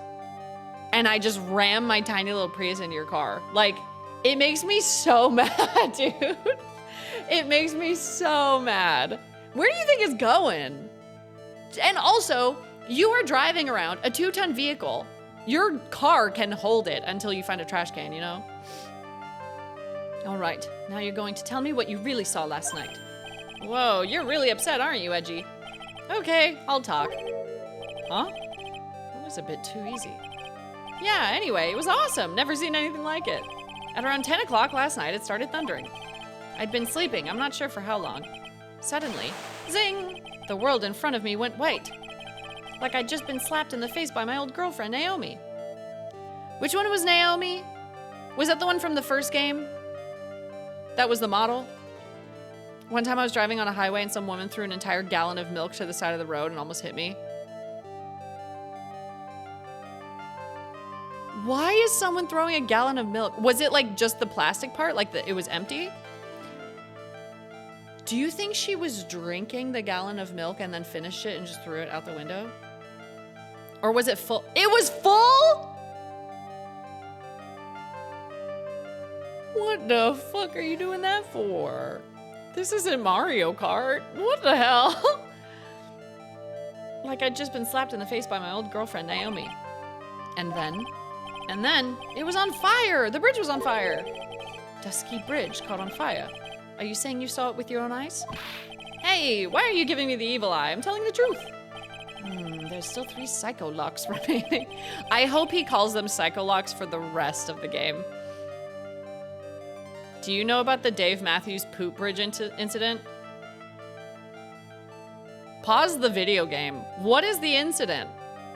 Can you tell it to me in about 2 sentences? He's still trying to hide something. By the way, Larry, where were you when you saw that happen? Where, you say? What do you mean? What do you mean, what do I mean? Answer the question. I was in my own room by the main hall. Where else would I be? As usual, you're as transparent as an empty jelly jar. The problem, I suspect, lies there. There? Oh, what do you mean, there? It's impossible for you to have seen lightning strike Dusky Bridge from your room. Was it? Wait, it was? Oh, because he was staying at Hazakura Temple. And if he was in his room, then there's like cliffs in the way. This is a map of the area. Take a look around the vicinity of Hazakura Temple. What am I looking for? I think that should be fairly obvious. We're so back to first tries, by the way. We're so back. The main hall is surrounded by trees, and it's impossible to see the bridge from here. What? Why didn't you tell me that before? DJ, how are you doing? Oh my gosh, it's so good to see you. If any of my friends are fellow sci-fi game lovers, please follow DJ Knight. He is like the sci-fi game playing king on Twitch to me. And he's just such a delight, such a wonderful, delightful person. I'm doing good. This is my first time playing Phoenix Wright, and we're on the very last case of the trilogy, so it's a big deal. It's a big deal for us because we started playing this 9 months ago. I don't remember. It's been a long time. Well, how about it? How about what? Do you feel like talking now? About what? Looks like it won't be that easy after all. You leave me no choice. I'll have to move on to the next step. You weren't in your room at the temple, so then where were you? Hello, Wasabi. I can't read when you're right in front of the monitor. Hello, my love. My baby boy. Baby boy. Sabi boy. My little baby boy. How you feeling after getting your little rabies shot? And your little shampoo moment. And your nails clipped. And your butt temperature taken. Wee. He's just a little putty dad, honey.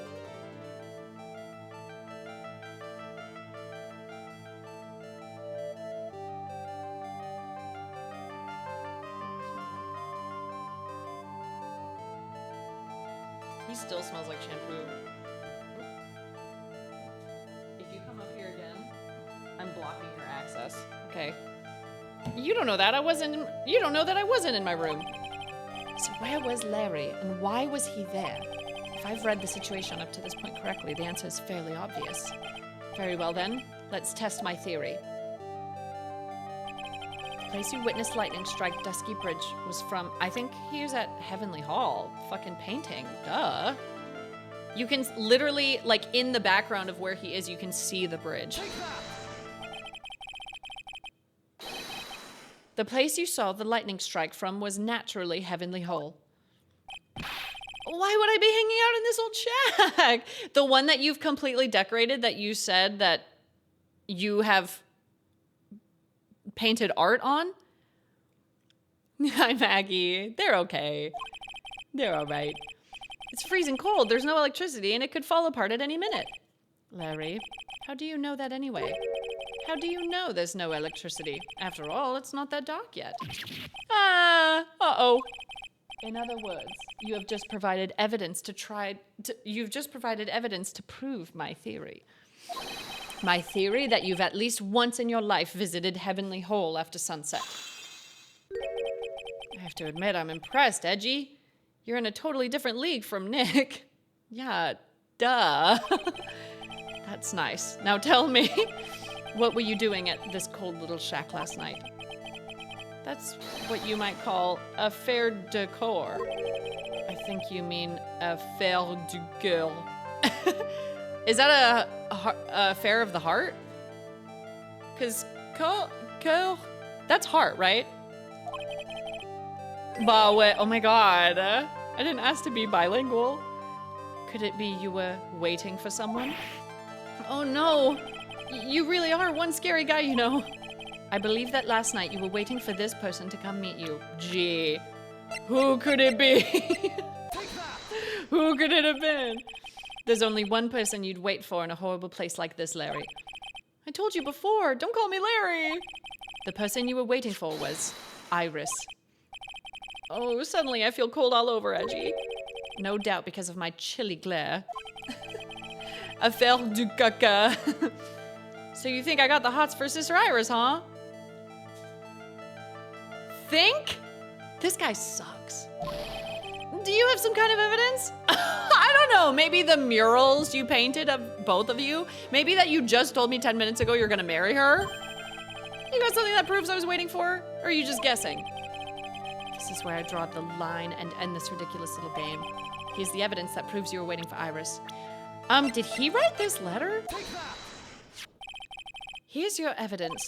You called her to this spot with a pathetic blackmail letter. Oh, hey, give that back. You're embarrassing me. What are you doing with that anyway? That's not important. I misjudged you, Larry. What do you mean? Taking advantage of a woman's frailty like that. You should be ashamed of yourself. Oh. First of all, what's this at the top of the letter? It says salutation here. Well, that's what it said in that book, Letter Writing for Dummies. You're not supposed to actually write that. That's where you're supposed to write, Dear Iris. Well, I'm so sorry. God, he's such an idiot. Oh my God, your own fucking testimony that you said to me? I kind of slayed that one a little bit. The first try, baby, I kind of slayed it. So you were here in Heavenly Hole last night, weren't you, Larry? And you saw the lightning and hit Dusky Bridge, didn't you? Sorry, Edgy. Sorry doesn't cut it, you scumbag. Threatening a young lady like that? Wait, hold up. What now, pal? What are you talking about? What threatening stuff? I'll tell you what, you tried to scare Iris by threatening to expose her secret, pal. What do you mean threaten? When did I threaten her? Unless you want your secret to be exposed. That sure sounds like a threat to me, pal. Blackmail, in fact. Give me a break, it's a love letter. Haven't you ever been in love? What did you just say? My love for her burned so hotly it could melt all the snow on this mountain. Oh? Then what is the secret you mentioned? Come on, Edgy. Don't you get it? I'm talking about the secret love between her and me. Hi, Cool Hazo. How are you? Obviously, she wouldn't want old lady Bikini to know about it, right? About our hot and sour bittersweet love affair. All right, then why did you send a love letter in a business-like manila envelope? Give me a break. It's not my fault. I didn't have any other envelopes. Yeesh. Then why were you so quick to apologize, pal? It's because Edgy gave me that scary look of his. Edgeworth really is a prosecutor at heart, because I feel like he could make anyone confess to anything just by looking scary. What's wrong, Edgy? Why are you so quiet all of a sudden? That's it? That's what all those huge locks were about? I don't understand why you were so defensive. Well, I don't know either. I guess the thing is, you shouldn't expect too much from a guy like me. Hey, come on, don't let it get you down. But Mr. Edgeworth, this guy is still hiding something, I know it. What do you mean, Detective? Don't forget what this guy said just a minute ago.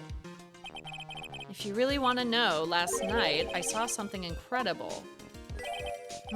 He's right. Larry. What? You're looking at me like a hungry dog that just found a bone. What was this something incredible you saw last night? You're going to tell me, Larry, one way or another. I already told you, didn't I? I saw lightning strike Dusky Bridge.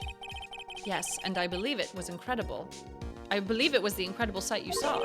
But now that I think about it, something doesn't quite ring true. What doesn't? If that's all there is to your story, your heart wouldn't have had all those locks. Therefore, Larry, I do believe you saw something last night. Something more incredible than lightning.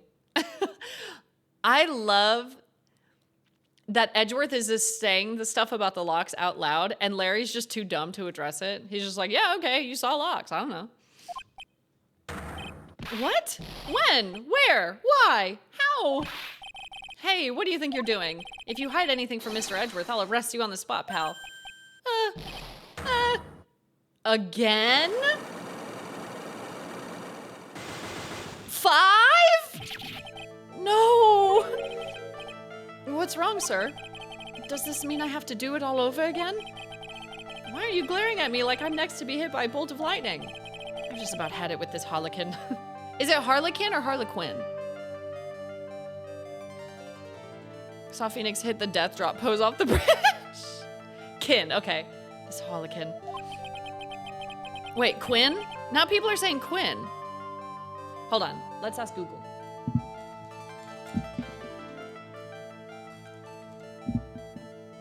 Harlequin. Oh, it is Quinn. Okay. We learned if I really want to drag the truth out of him, I'll just have to drag him to the witness stand. that was quick. Probably because I first tried everything. Let's start the trial. I need to take a stretch break, but I think we should start the trial. I know normally I cut it at the to be continued spots, but like I'm in the zone with this case. I love this case, dude. Oh my God. Yeah, I'm gonna take a quick stretch break. Okay, we're back. It's trial time. I normally separate these, but I'm like really invested in this case. I'm like in the zone.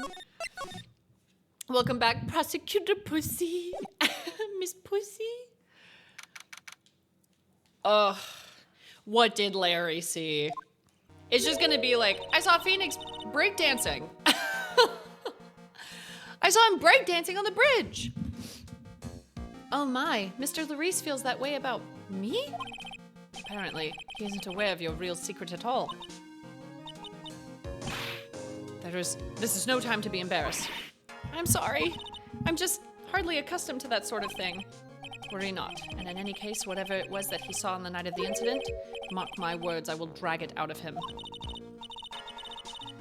Does that mean Mr. Larice is the witness today? No. I believe that none will be the first to take the stand. Sister Bikini, she claims to have seen the very instant in which you carried out the crime. I just want to ask you one last time. It really wasn't you who killed Miss Elise Donim, correct? That is correct. It wasn't me. Very well then. Mr. Edgeworth? Yes? You are a prosecutor, aren't you? Are you sure about this? If your true identity is revealed... Don't worry. I've made the necessary arrangements. I planted a bomb underneath the courthouse. If anyone recognizes me, I flip the switch and we all go out. I see. Iris, it is a prosecutor's job to doubt people. But right now, I am a defense attorney. A defense attorney's job is to believe in people and to believe until the bitter end. That's what my friend told me once. Mr. Edgeworth, I simply ask that you watch and decide for yourself whether or not I'm fit to do the task I've been entrusted. Very well, sir. I leave my defense in your capable hands. Edgeworth, famous for his expertise in bombs. Yeah, everyone knows that about him.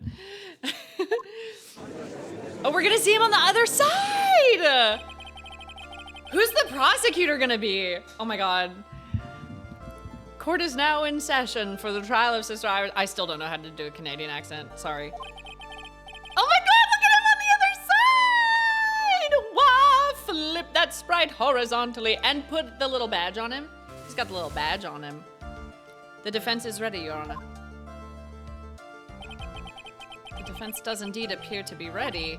However, the same cannot be said for the prosecution in this case. Indeed.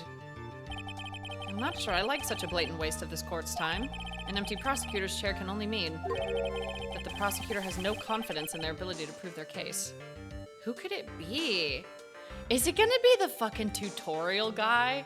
That would be such a... No, that'd be too easy. I feel like for Edgeworth, he'd be like, nah, that's too easy. Von Karma's in prison. Franziska's in fucking Germany in the mountains or something. Nobody can get a hold of Godot. I don't know. It would seem this case is already over before it had a chance to begin. I'm ready to announce my verdict. Holy shit. The court finds the defendant. Hold it. Ah!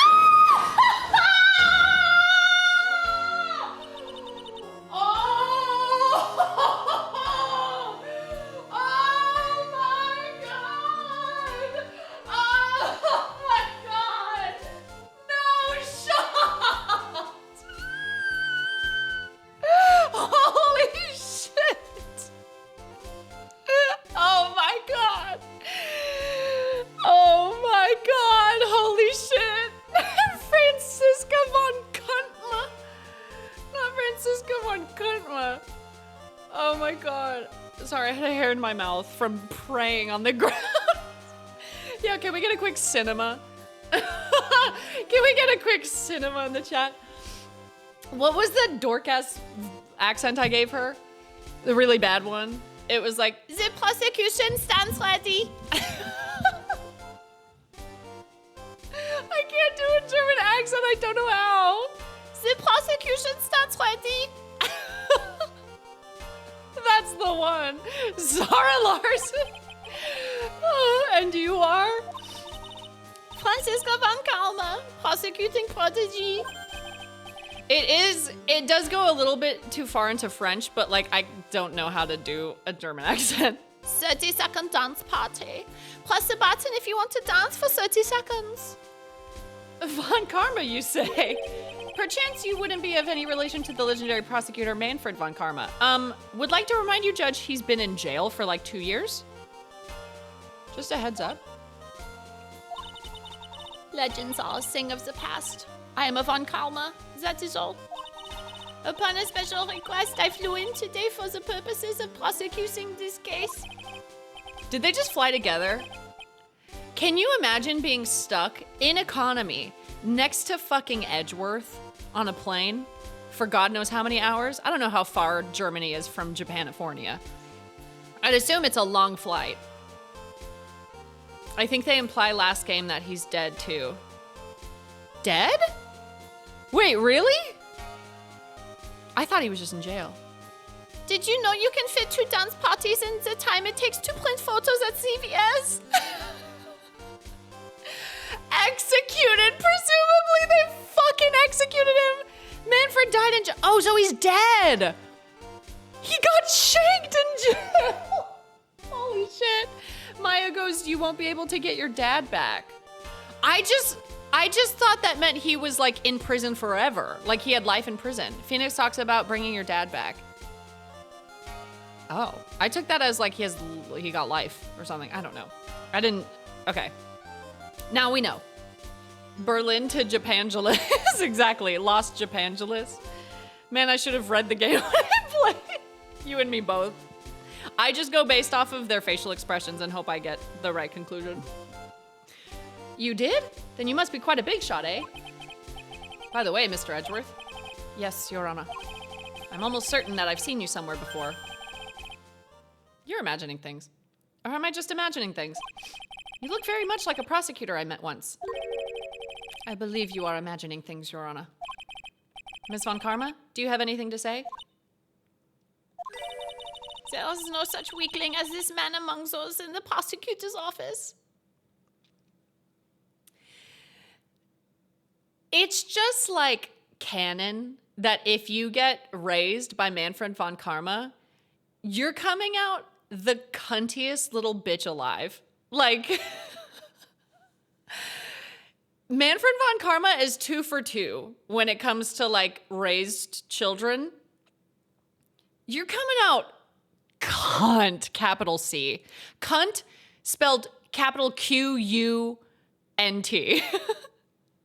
Holy shit. There isn't, but I'm sure once before in this courtroom. I told you there is no such weakling. What is that, a whip? I'm not sure I care for such a thing in my courtroom. Bailiff, remove that whip. Hold it.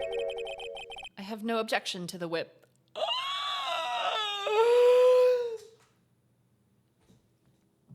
Screenshotted for later. I screenshotted that for later.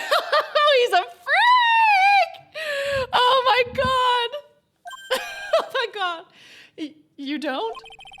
The prosecution can wield a whip or drink 17 cups of coffee, but there's still only one truth. That is what I stand here to prove today. He's hinting that he learned a thing or two about Godot. Ugh. This promises to be interesting, Miles Edgeworth. I had expected to face Phoenix Wright here today, but looking at you now, maybe this is what I've been... Wait, do they say W like V? Is that German or is that something else? Maybe this is what I have been waiting for all this time. Yes, okay. Thank you, Caitlin, for the $5. Thank you. I'll read that in a sec. Miles Edgeworth, I will not allow you this chance to crush you. Miles Edgeworth, I will not allow this chance to crush you slip through my fingers. He's so hot. I see you brought your flair for the histrionic. Allow me to add to the things I'm not sure about. People acting bizarrely in my court. The stage is set. Now continue with the proceedings, Your Honor.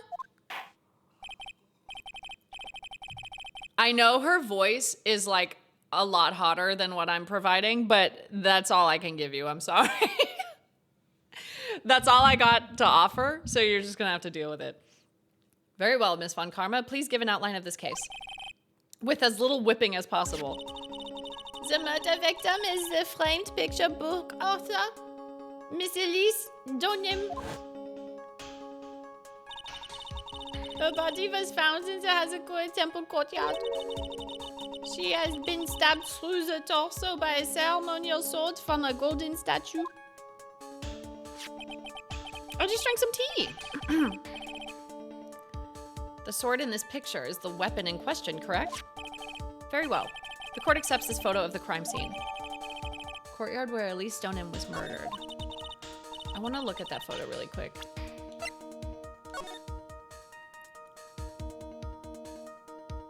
So it's still being held by the statue. So how'd they stab her if it's still in the statue? That's interesting. Very interesting. Also, there's footprints on her right side. Okay. There is no mistake.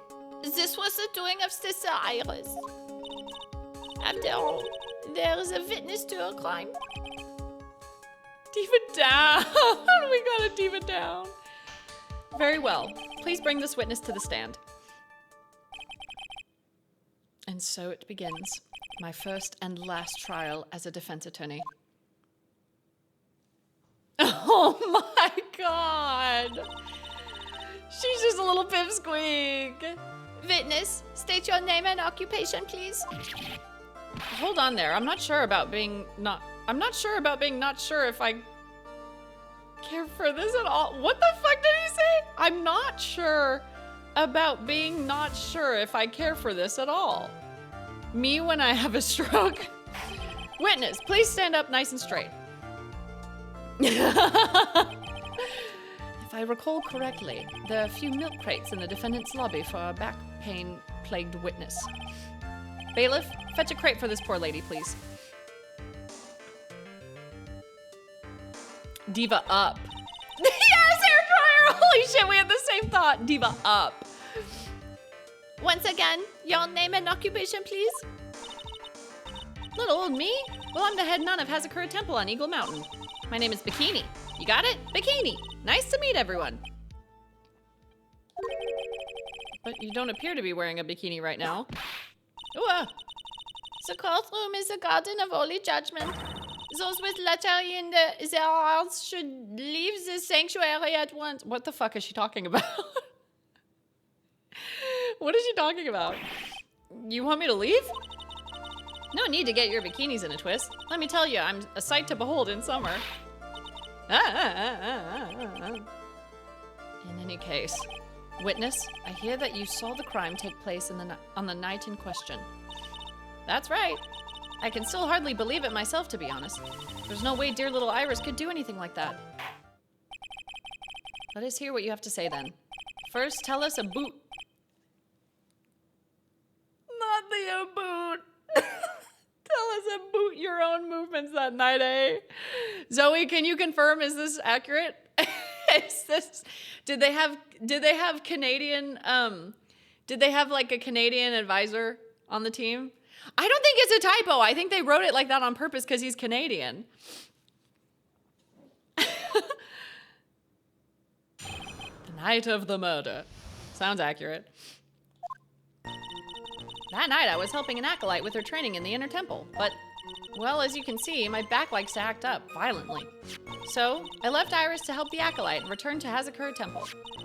There's no bath at the inner temple, you see, and I needed a long hot soak. It was after I had finished, just as I was Oh, there's no bath at the inner temple. Okay. It was after I'd finished, just as I was heading back. That's when I saw it. So it was simply coincidence that you found yourself returning to Hazakura Temple? Yes, you could say that. If my back hadn't been in so much pain, I would have stayed at the inner temple. That sounds like a pretty important statement she just made. There is only one problem with this testimony that I can see. And you're not about to fall at the first hurdle now, are you, Miles Edgeworth? This is such a hard accent to do, dude. Oh my god. Though I'm gonna be honest, I've never heard anyone say a boot, but also I'd miss that pretty easily. Okay, fair. Mr. Edgeworth, please begin your cross-examination. I want to press that last statement because she just says that's when I saw it, and it's like, hey. Just want to give a shout out to chat because in such a spoiler-heavy case, I haven't had to delete anything in 3 hours. Just some minor things that I didn't delete to avoid Streisand effects, so thank you for making my job easier. Thank you, chat. We love you. We love you. That night I was helping an acolyte with her training in the inner temple. As you can see, my back likes to act up violently, so I left Iris to help the acolyte return to Hazakura. There's no bath at the inner temple, so I needed a long hot soak. It was after I'd finished just as I was heading back. That's when I saw it. The crime took place in the courtyard, correct? When you go from my room to the main hall, you have to take a winding hallway from which you can see the courtyard. That's right. In other words, it was pure coincidence that the witness saw the crime take place before her eyes. There was no complicated setup in this case. That certainly seems to be true. There is indeed only one problem with this testimony. If I can clearly point out what it is, then I can begin to quantify just how good this witness's memory and observation skills are. Oh, I didn't get anything from that. Okay. I was helping an acolyte with her training in the inner temple, but as you can see, my back likes to act up violently. So I left Iris to help the acolyte return to Hazakura Temple. There's no bath. I need a long hot soak. After I'd finished, just as I was heading back, that's when I saw it. So, what time? What do I have that I could present?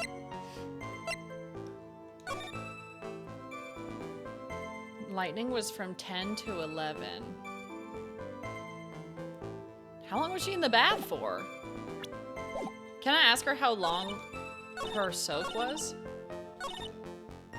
I needed a long hot soak. So you returned to the Hazakura Temple in order to take a bath. My back is to blame for everything. It's a do or be done in kind of world after all. How long were you in the bath for, if you don't mind me asking? My, what a filthy little rogue you are. I know what's on your mind. Finally, someone has the balls to flirt with Edgeworth, and I think it's so funny. It's so funny. The last one was like old bag, wasn't it?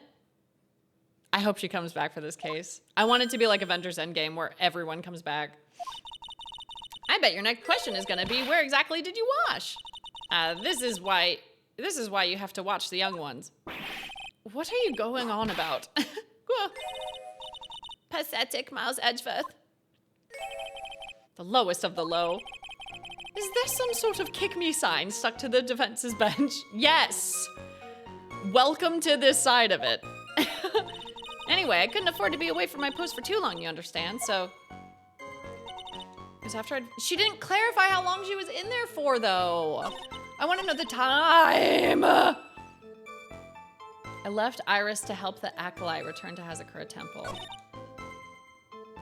And I was helping acolyte with her. I'm gonna press all these. I want to see if she can add something. What is this inner temple? Well, see, conversing with the spirits is what we train people to do, right?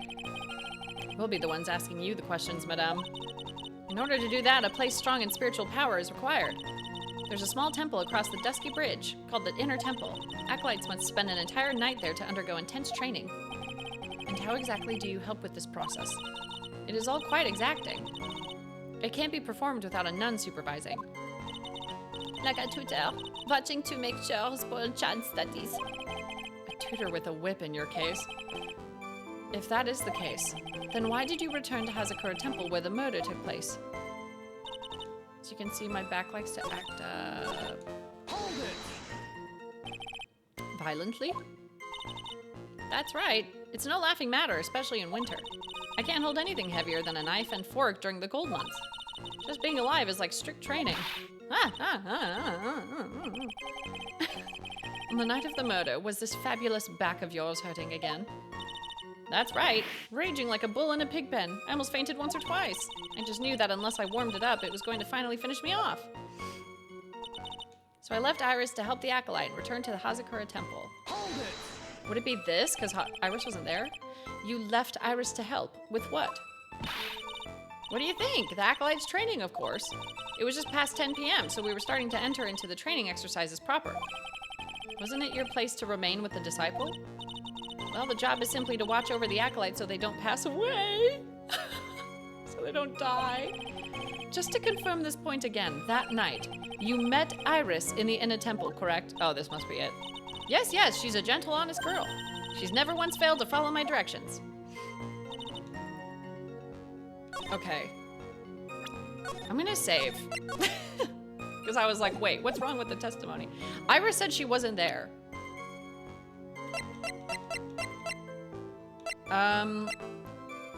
Can I use her testimony? Rang lights out bell at 10 p.m. and was then in her room until the murder was discovered. Okay. Objection! Witnesses have to undergo their own trials, I'm afraid. The defendant's fate rests on their powers of observation and memory, after all. Well, well, well, don't worry. I'm more than up to the task. Holy. I'm a woman of faith, after all. The head honcho of Hazakura Temple. In that case, Miss Honcho, I'd like you to explain something for me. The discrepancy between your testimony and that of the defendant, Iris. She claims that after ringing the lights out bell, she went back and stayed in her room. Which means she did not go to the inner temple at all. No, she said that. A defendant or a witness? Who is more likely to lie, do you suppose? The defendant is simply lying to cover her back. But that is completely illogical. The murder was committed in the courtyard of Hazakura Temple. Claiming that she went to the inner temple would make for a much better alibi. But that is odd. Whatever the reason, I can't believe that she would lie. She does indeed have honest eyes. Could you imagine if she's a twin?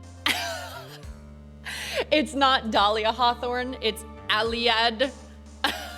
It's Aliad Hawthorne, her evil twin sister or something, or triplets. Oh my god. Old people lie. That is my belief. Why am I the only one being whipped in here? Anyway, neither the witness nor the defendant have any reason to lie, which means we must call your memory into question. Dear, dear, dear. You're older than me, and yet you want to play that game, do you?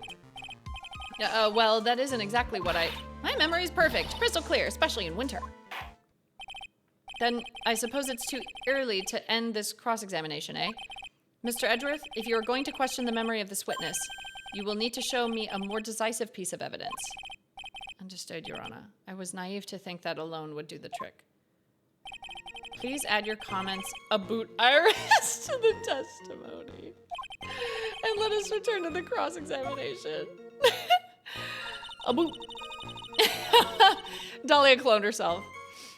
That night I was helping an acolyte with her training. As you can see, my backpack's hacked up. Iris came to the inner temple. She was dressed exactly as she had been at dinner. Hold it! Are you sure that you're not making a mistake? You, young man, need to get your estimation of me up from the floor. Ugh. Iris always wears the same clothes. The smallest thing out of place would have stood out like a sore thumb to me. You're making a mistake thinking I made a mistake.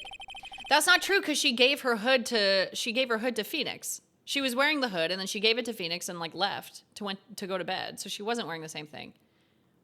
An excellent finish there, witness. Still, I have to wonder. There's no bath. Just came to the inner temple. She was dressed exactly as she had been at dinner. That's not fucking true. Objection!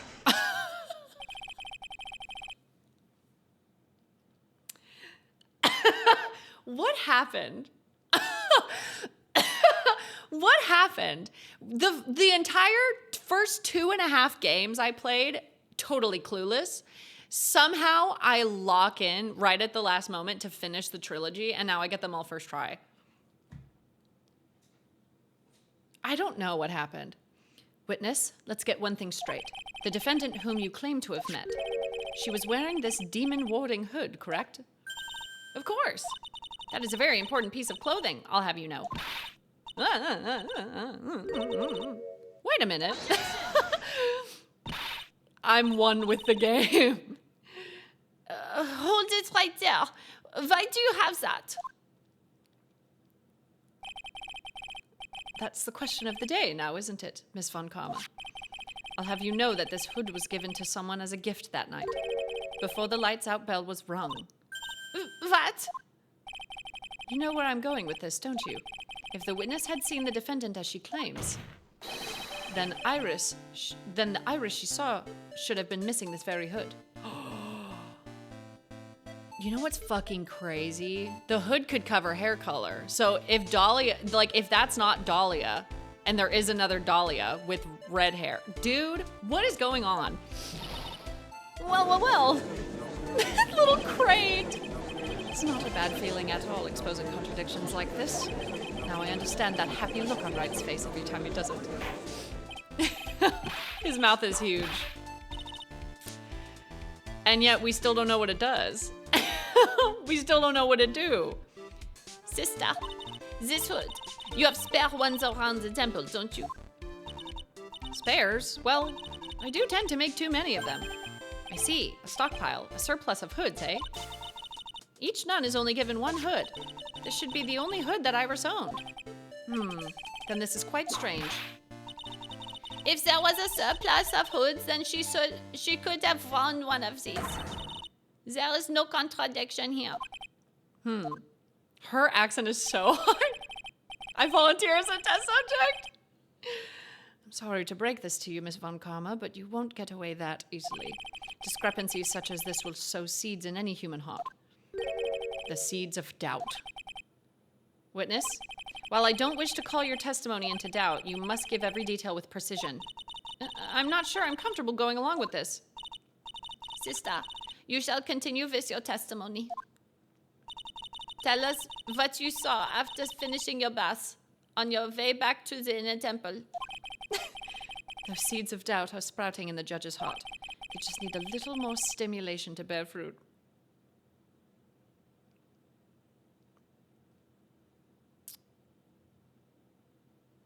Let's keep going.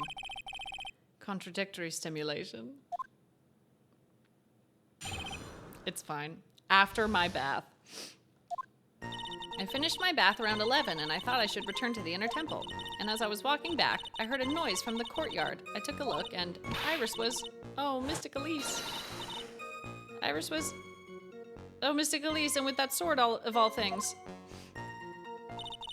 Mystic Elise was staying in the corner room, which faces out into the courtyard. The stabbing I saw must have occurred after she was pushed out of her window. You saw a truly terrible sight, didn't you? If I was in your place, then it would be much like Miss Von Karma whipping Mr. Edgeworth in two in court. And me seeing it all from this very chair. Or, well, something like that. This judge. His imagination is about as vivid and creative as Detective Gumshoe. I would like the full... I would look like... Oh my fucking god. Deep breaths. I would look the fool if I commented on such foolishness. Oh, I forgot. She says fool all the time. Anyway, this case is mine, Miles Edgeworth. Calling everyone by their full name. Can't you do something about that habit of yours? She said 11? Should return to the inner temple. 11. Lightning struck Dusky Bridge at 10:45, around 30 minutes passed between the fire starting and going out. So the guess is that the bridge was set on fire and then she was killed. Hold it! How far is it from your room to the inner temple? Let me think a moment. About 20 minutes on these stumps of mine. It's about 15 minutes to Dusky Bridge from Hazakura Temple. The inner temple is just beyond the bridge. Still, you never made it back there that night, did you? That's right. I was heading along the walkway toward the main hall. And as I was walking back, I heard a noise from the courtyard. I took a look, and Iris was... Oh, and Mystic Elise, and with that sword of all things. This is the second time that the witness has testified to seeing the defendant. But some doubt remains in these claims. Hey, just what does that mean? Just because you're a good-looking young man doesn't give you the right to... The murderer who stabbed the victim with the sword. Sister Bikini, try to recall exactly who it was you saw, as clearly as you can. Well, you're a handsome young man, so I'll forgive you. Also screenshotted. Also screenshotted. I will be using that again later. Words are hard when you're trying to do an accent with it. It is really hard. Even if the accent is dog shit, it's still hard. Oh, now that you mention it, there was something awfully strange about her. Something that has been bugging me all this time. Please, don't keep us in suspense. Her hood. Her hood. That's right, it's coming back to me. Iris, she wasn't wearing her hood. Didn't we fucking establish this already? We literally just talked about this. I thought something was out of place, but it all makes sense now, doesn't it? After all, she'd given that hood away to someone, right? Ugh. Ha. You've dug your own grave, Miles Edgeworth. What do you say, Mr. Edgeworth? Is this testimony important? Yeah, why not? Of course it is. This may initially appear to put me at a disadvantage, but I can't see any other leads at the moment. Your Honor, I would like these new statements to be added to the testimony. Miles Edgeworth, if you want to hang yourself, you need only to ask. I'll gladly lend you my VIP. Does anyone ship Edgeworth and Francisca ever? Or is the love for Miles and unfortunately well, they do have a lot of... No, not really. I was gonna say, I feel like the obsession between Phoenix and Edgeworth is too strong. Oh, yeah, that's true. That's true. That's a good point. I forgot. I keep forgetting they're both from, like, Von Karma. Okay, that makes sense. That makes sense. Now I understand the unfortunately. Now, okay. It's all coming back. Sorry, this has been a long fucking game, and I'm trying to remember everything. People think Miles and Francisca are adopted siblings. Well, it seems like, at least from what I gathered, that Miles was raised first and then left, and then Francisca was raised, or something like that. But I don't know. None of that stops Supernatural fans. Okay, no. I'm back in. I'm back in the zone. No problem. Now that you mention it, Iris didn't have her hood on. Hold it! You are sure about that? Yes. After all, we always wear the same clothes. I don't mean because we're poor, you understand. It's our style. Yes, that's it. There's absolutely no need to explain yourself. Anyway, she looked different from normal, so that really stuck out. Like me holding a Whippet puppy instead of my VIP. What's a Whippet puppy? They both lived in Manfred's house as adoptive siblings. Oh! Okay. I'm back on board with the story. At least then it might bite you and not someone else. Iris didn't have her hood on, I'm sure of it. Very well. Now please tell us about the victim. What is a Whippet? Hold on, let me look it up. Whippet dog. Oh my god! They're so cute and skinny! Skinny tall babies! Look at them! A vivid puppy. A vivid puppy. Okay, let's get back to the task at hand. Mystical Elise was staying in the corner room, which faces out into the courtyard. The stabbing I saw must have occurred after she was pushed out of her window. Hold it. What makes you so sure of all of this? It's just like I told you earlier. I heard a noise from the courtyard, okay? Thump, just like that.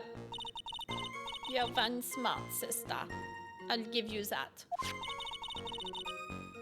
The autopsy report states that the victim's body was covered in bruises, indicating a fall from around 10 feet in height. It appears that the witness was not mistaken then. Yep, I'm more than just a pretty face, especially in winter. God, I'm obsessed with her. I didn't like her at first. She got on my nerves because she kept interrupting me, but now I'm like obsessed with her. Now I love her. I'm a woman of faith, after all, the head honcho of Hazakura Temple. There's only 2 of them working there. What's wrong, Maz Edgeverse? No snappy comeback remark. It doesn't feel like she is lying. This is very powerful testimony, too. She claims to have seen the instant in which the defendant stabbed the victim. There are only 2 things I can believe right now. My client Iris and my own abilities as a defense attorney. What did she add to the testimony? Dude, my neck hurts. Why did I have to hurt it today? Mystically, with sort of all things. Now that you mention it, Iris didn't have her hood on. Well, that seems true.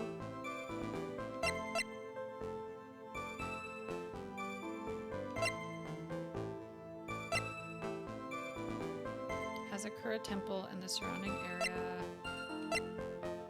Because whenever they add something to the testimony, it feels like that's what I have to like, contradict, but, like,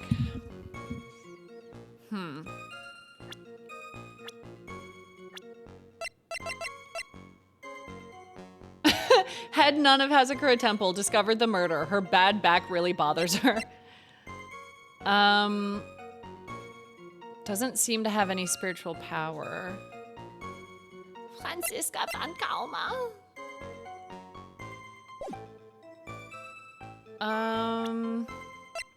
I'm still annoyed at this photo of the crime scene. 'Cause, like, she's stabbed, but the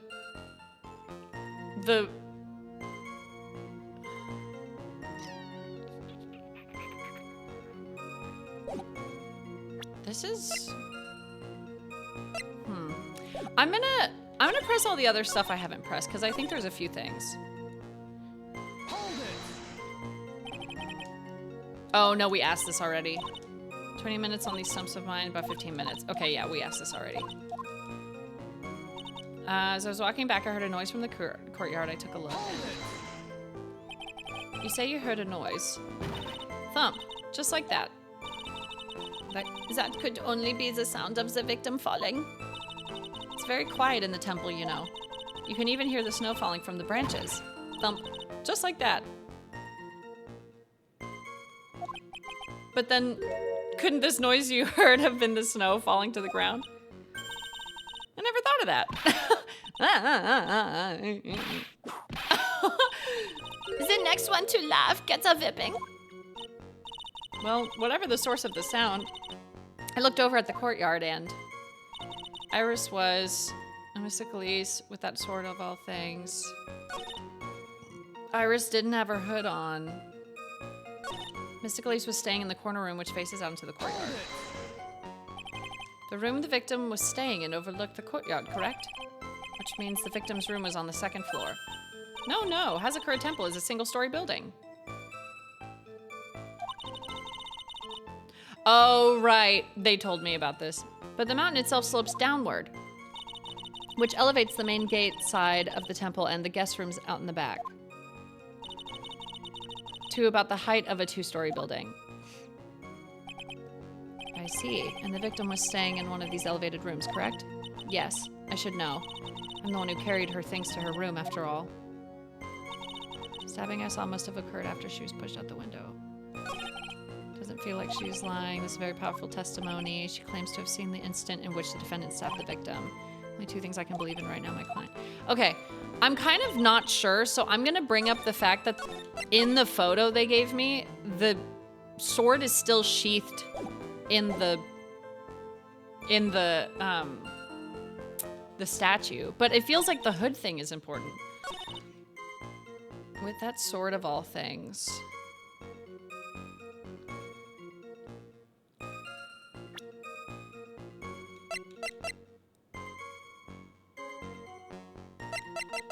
Can I use the photo? I'm gonna try. I don't think this is gonna be it, but it's like bothering me a little bit. Objection! No, I got it wrong. Okay, never mind. My first try streak! No! Took a look and Iris was mystically, now that you mention it, Iris didn't have her hood on. Okay, is this important? Iris didn't have her hood on.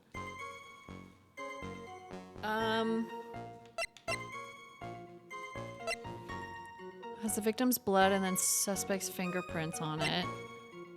Received before the lights out bell. The night of the crime protects from evil spirits. Found in main hall. Maybe she dropped it. Shows Hazakura temple surrounding area.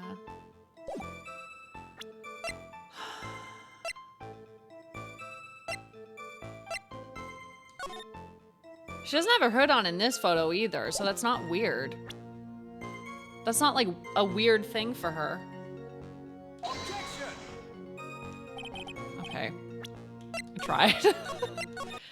Man, I don't know. I don't know. What else do I have? Taken by her only pupil.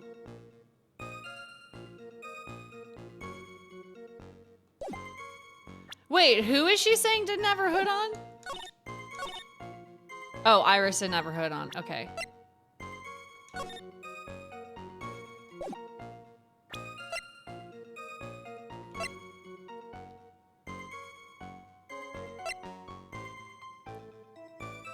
I don't know.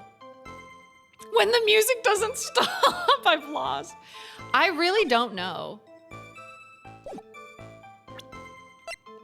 Can I just present the hood and ask about it? Objection! What the hell? What the hell? Okay. Let me read the profiles again.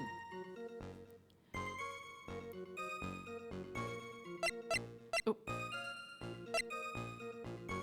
Is now trapped there. Maya's cousin was apparently with the victim at the time of the crime, currently missing. I love how we just don't give a shit that Pearl is missing. We do not care. Prosecutor for this case, who apparently holds some sort of grudge against Wright. Head nun has Hazakura Temple discovered the murder. Her bad back really bothers her. The victim of this incident, a picture book author of unknown age, Larry's teacher. Defendant, a nun from Hazakura Temple, doesn't seem to have any spiritual power. My friend since grade school. Don't remember how we became friends, though. Wait, Francisca's his mentor? That's weird.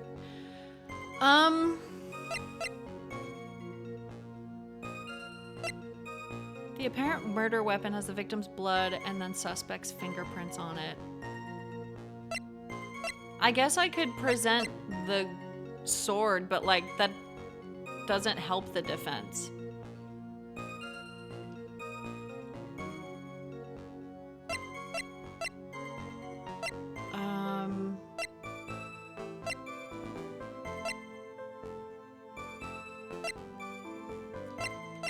I'm still bothered about this. Like, how'd you get the sword back in there? This bothers me a lot. Now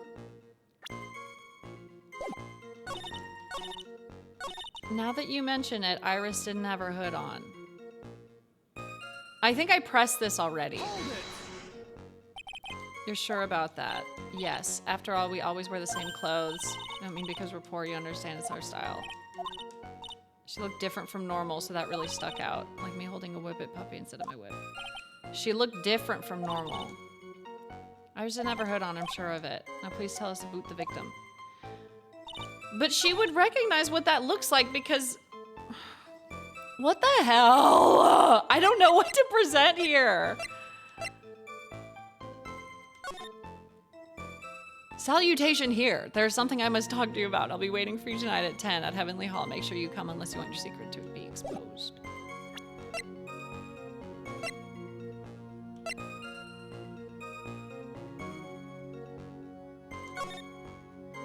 Like, she doesn't have it on here, so why would she be like, that's so weird of her to take her hood off if she takes it off, like, regularly?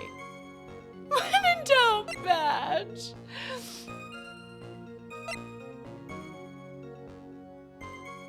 Rang lights out bell at 10 p.m. was then in her room until the murder was discovered.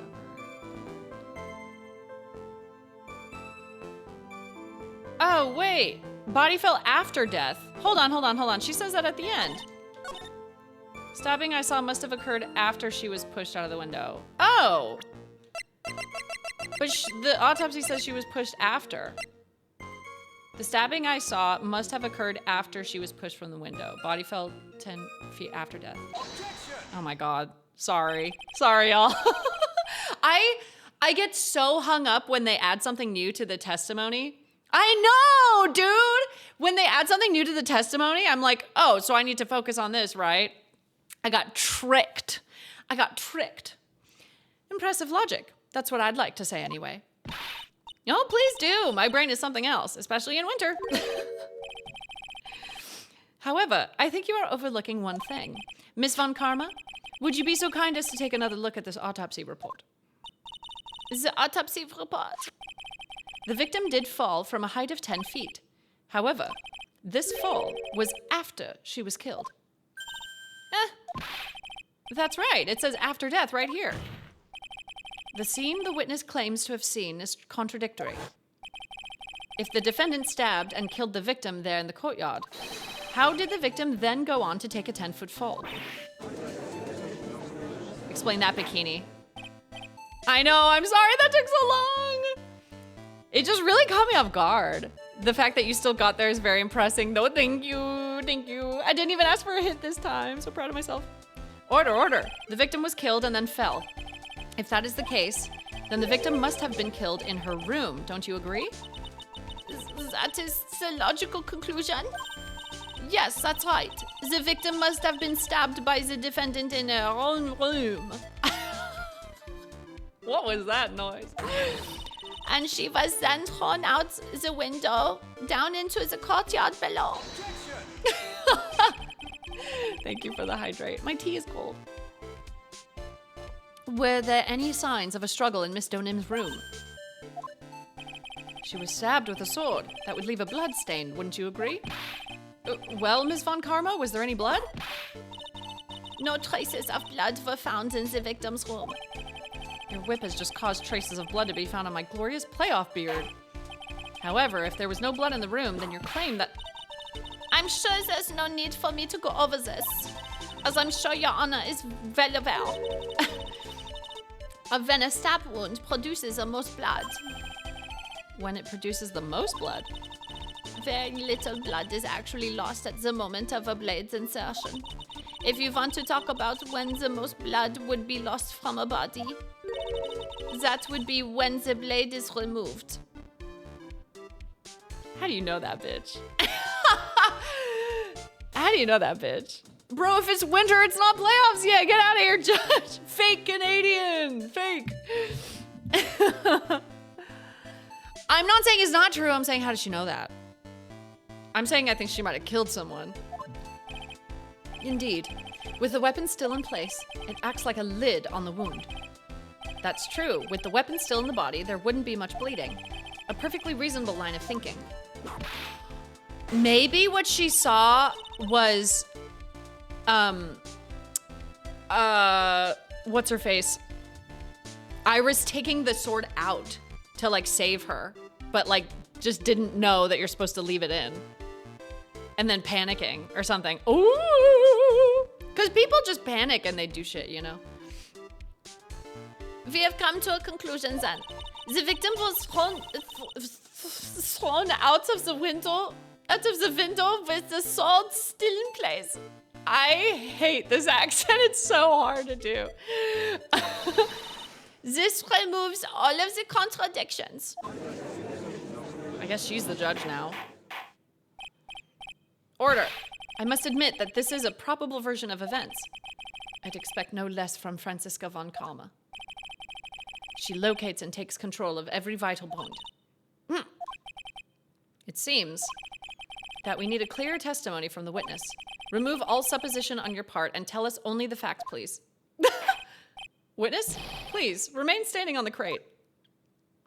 Don't go selling me short now. The weight of winter snow has bent me out of shape, especially my back and my mood. Sister, please, give us your testimony. I will give you a vigorous massage once we are finished here. With the whip? Oh boy. All right, all right.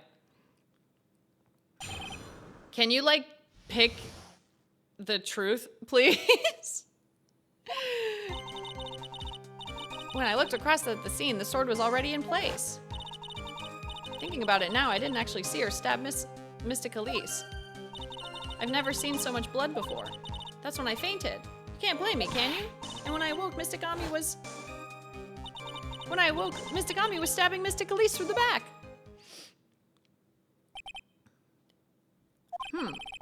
This all confirms Miss Von Karma's theory. Von Karma strive for nothing but perfection. But in the photo, the blade is still in her. So she wouldn't be bleeding if the blade was still inside. We have a photo of that. They're insinuating that someone took the blade out, but they didn't. Putting together such facts is nothing for me. You should know that, Miles Edgeworth. Perfection is an impossibility, Franziska von Karma. And I'm here to teach you just that.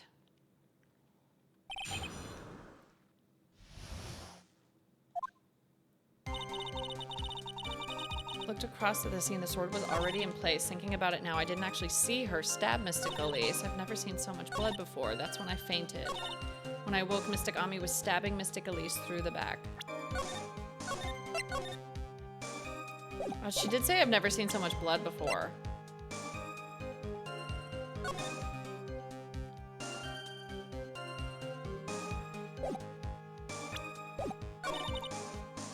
Oh. I've never seen so much blood before. Hold it! So you're saying that you saw the victim's blood?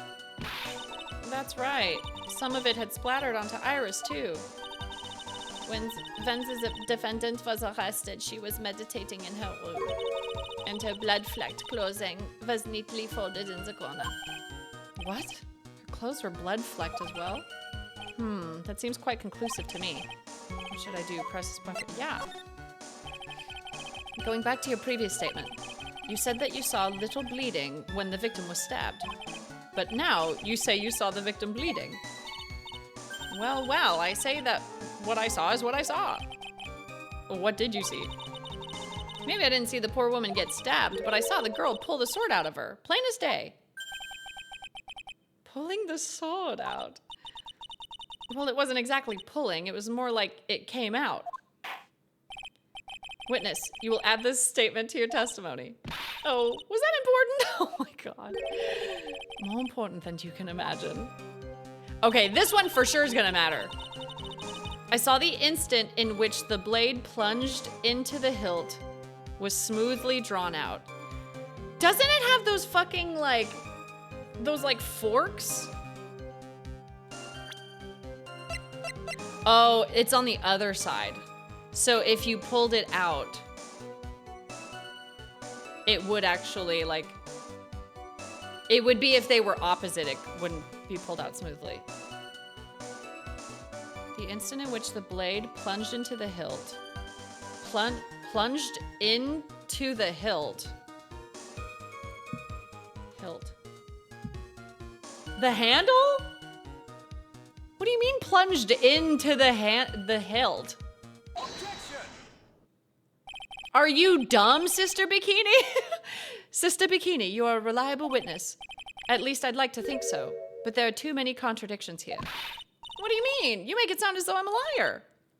But you're a handsome young man, so I'll forgive you. As a man, instead of looking up the meaning of word hilt, I simply looked up a wire. That's so funny. I will simply ask Google what the right answer is. What contradictions are you talking about? In the scene that the witness claims to have seen, the weapon was thrust up to its hilt into the victim. Furthermore, the killer withdrew the weapon smoothly from the body. However, both of these are complete impossibilities. What do you mean? Please Explain yourself. To start with, do you think it would be possible to stab someone to the hilt with this? No matter how I look at the defendant, she doesn't appear strong enough for that. Doesn't appear? What meaningless dribble? I too may appear to be weak and frail. But I can crush men under my heel and make them weep, should I so choose. The objection stands. I wept a little back there, I must admit. That isn't the only issue here. If this sword was truly stabbed into the body up to the hilt, well, just look at all the branches on it. It certainly wouldn't come out smoothly.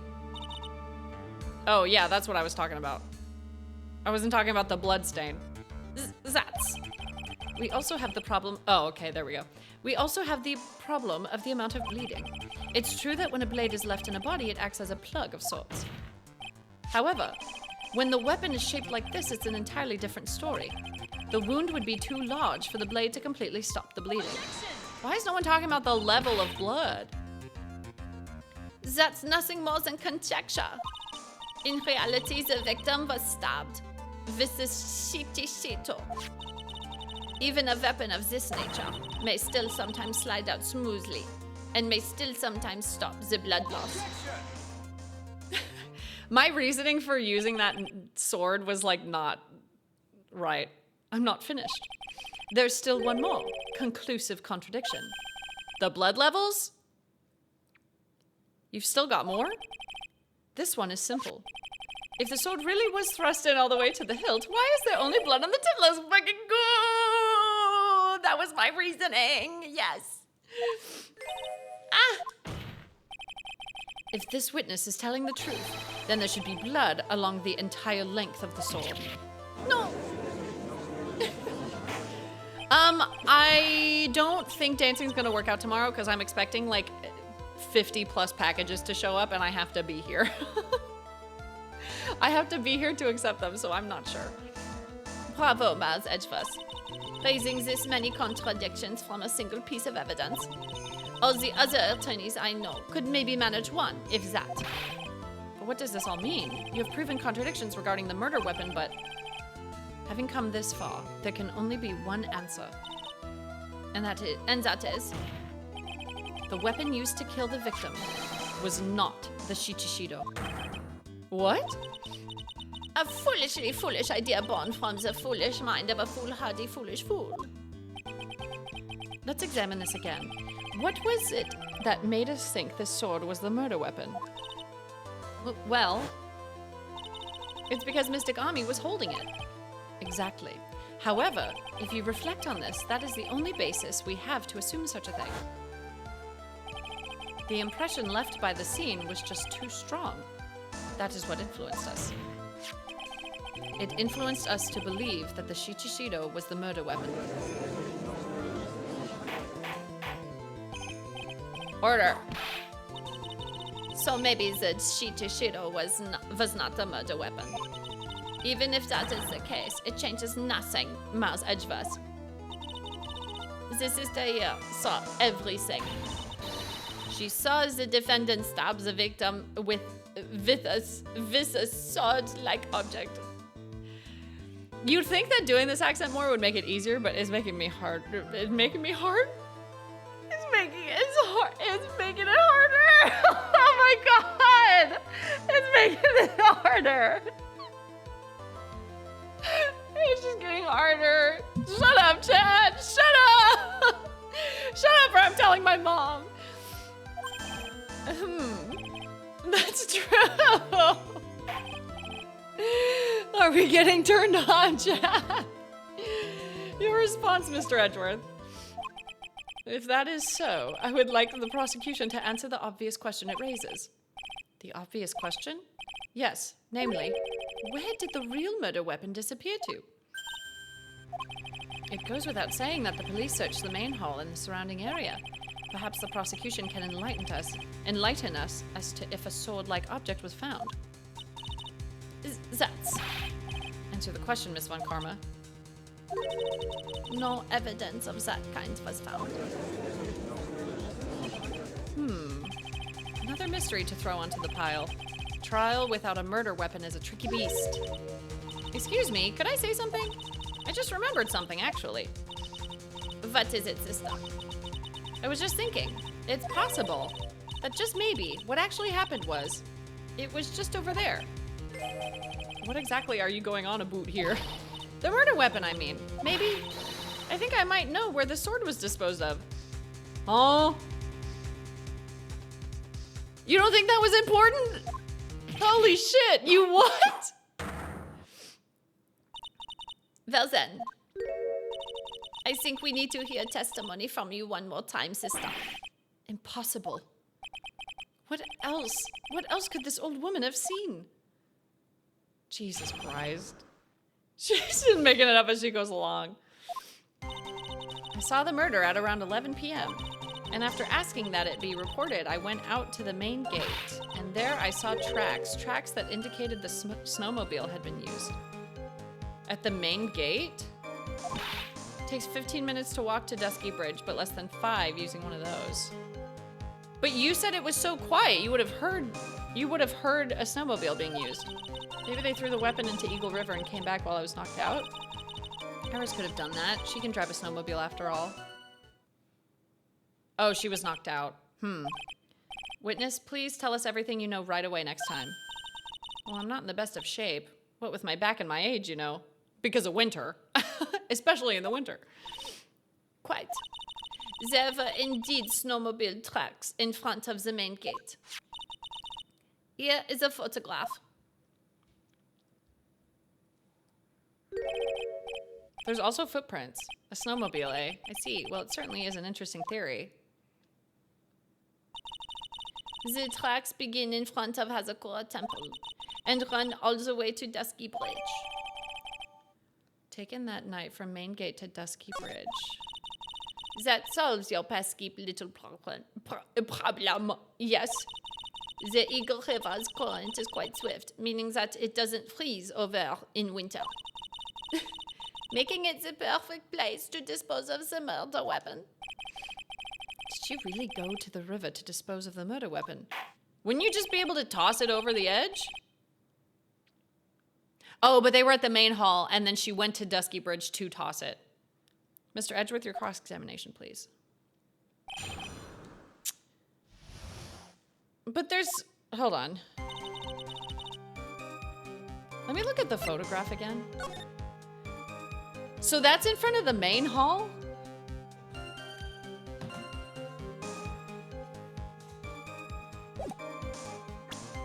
Saw the murder at around 11, and after asking that it be reported, I went out to the main gate. And there I saw tracks that indicated the snowmobile had been used. It takes 15 minutes to walk to Dusky Bridge, but less than 5 using one of those. Maybe they threw the weapon into Eagle River and came back while I was knocked out. Iris could have done that. She can drive a snowmobile after all. Came back while I was knocked out, but the footprints leading in...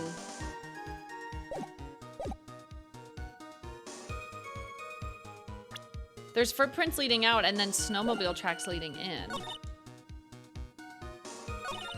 Maybe they threw the weapon into Eagle River and came back while I was knocked out. How fucking long were you knocked out for? Objection!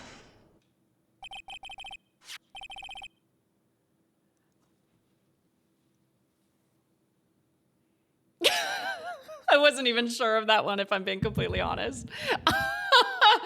If I'm being completely honest. I admit this photograph proves something. It proves that the snowmobile was used on the night of the murder. You finally accepted the inevitable, it seems, Maz Edgeworth. However, if what the witness says is true, then why is there only one set of tracks? What do you mean? Iris left Hazakura Temple, threw the weapon into the river, and then returned. If this was the case, then naturally there should be 2 sets of tracks in the snow. Those from heading out to the bridge and those from coming back. Ah, you're right. You are forgetting one thing, Miles Edgeworth. On the night of the murder, it was snowing. The tracks leading to the bridge were erased by the snowfall. This removes your precious contradiction, now doesn't it? No, it doesn't, because they said it stopped snowing by 11. The weather report says it stopped snowing. It wasn't snowing, then it stopped, you stupid bitch. I read the weather report. I go to weather.com. While she was at the river, the snow stopped, leaving just the return tracks in the snow.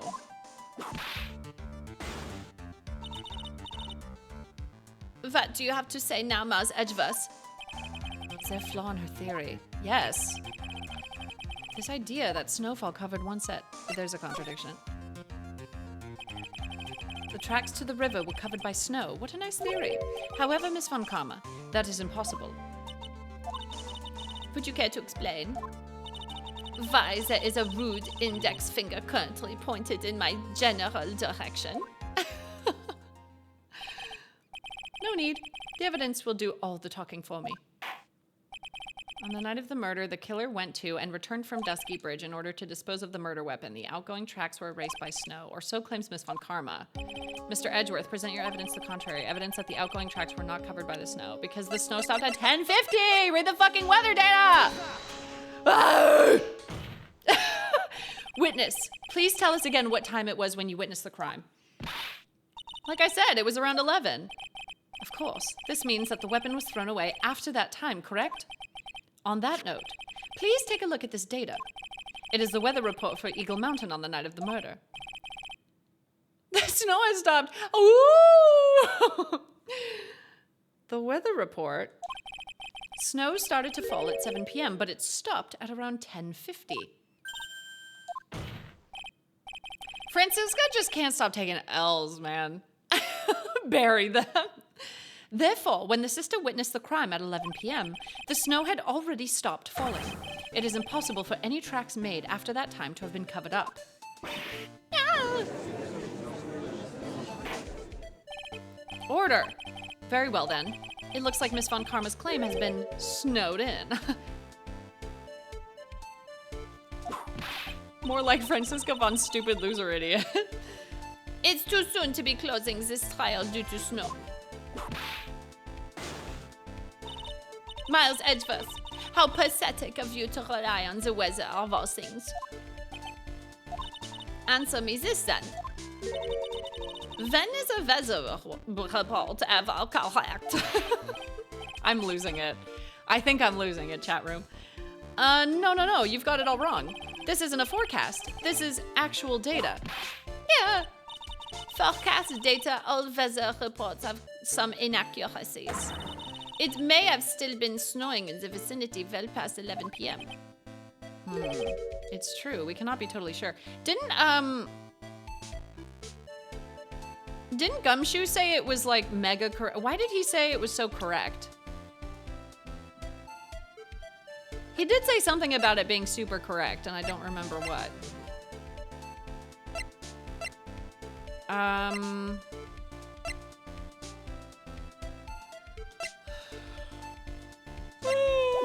don't remember what he said.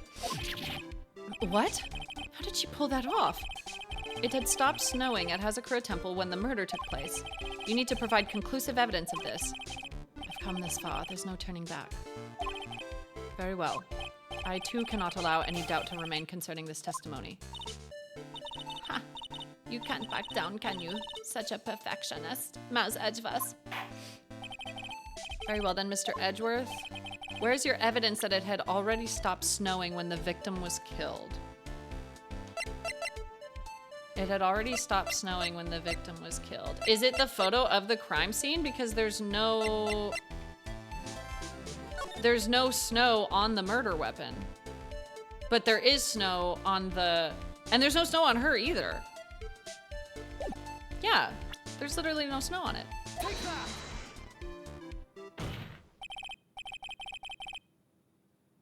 The music didn't stop, so I thought I was wrong. And I was like, what? What do you mean? Ultimately, it all comes down to one point. That being, whether or not it was snowing in that courtyard when the victim was stabbed. That's right. But proving that is incredibly easy. If we want to know whether it was snowing or not, this photo will tell us everything. Of course, I'm referring to the photo of the crime scene. As you can see, everything is covered with snow, with just one exception. And that is. The victim herself, Miss Elise Donim. Why is there no snow on top of her? The answer is simple. It had stopped snowing when she was killed. That's why. Ugh. In other words, if the killer really did go to the Eagle River to dispose of the murder weapon, then in this photograph, there should be 2 sets of tracks. Ah. Yeah. Legally powerbombed Von Karma. Just what are you suggesting, Mouse Edgeverse? To be honest, I'm not entirely sure myself, but... Oh, Maggie, thank you! How long does it take to get to CVS from the temple via snowmobile? Well, the closest CVS is 1 block away from the courthouse. The loop begins. This would imply that if we walk to the CVS, it would take about 2 minutes. On snowmobile, it should take about 20 seconds. This is simply what all of the facts point to. That night, someone used the snowmobile to leave Hazakura Temple. From the tracks left, it can be understood that they were heading for Dusky Bridge. I have to turn on my heater, it's freezing in here. Sorry. I also kind of want to make some popcorn. This is juicy. But how long will it take to develop my photos? Under 1 hour. Photo printing under 1 hour. Same day photo printing. Oh, okay. From the tracks left, it can be understood that they were heading for Dusky Bridge. At that time, it was still snowing. Of course it was, because those tracks were erased by the snow. Oh my fucking god! We already established it stopped snowing! Bitch, can you listen? Then when this person returned to Hazakura Temple, the snow had stopped. Thus the return tracks remained. And there's footprints in the snow. I literally made popcorn for that. I think I'm gonna make some. Can I say something? She just remembered another important detail. This all sounds a bit fishy to me. What does, sister? There is only 1 key for the snowmobile. Furthermore, on the night in question, we know that the defendant had it. The key was found in her room after the murder. Which can only mean that night, Iris used the snowmobile to go to the inner temple. But Iris said that she never went there. What if she did go to Heavenly Hall or whatever it was called? Because all she would have to do is take the snowmobile to the bridge and then walk down. Yes, Your Honor. We're taking it to CVS. They can develop photos under 1 hour. Same day photo printing. Thank you, Jay. Thank you, Jay, for the bits. That's very kind. Same day photo printing. I should probably press on this port some more when I get the chance. Snowmobile can't cross the suspension bridge, so she must have left it on the Hazakura side of the bridge and crossed on foot. That sounds right. But what's odd is, when I left Iris and returned to Hazakura Temple,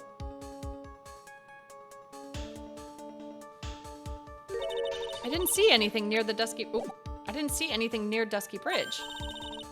You must have just failed to see it, sister. Maybe, but when I made it back to Hazakura Temple, it was there by the main gate. And it's covered in snow. And it's covered in snow.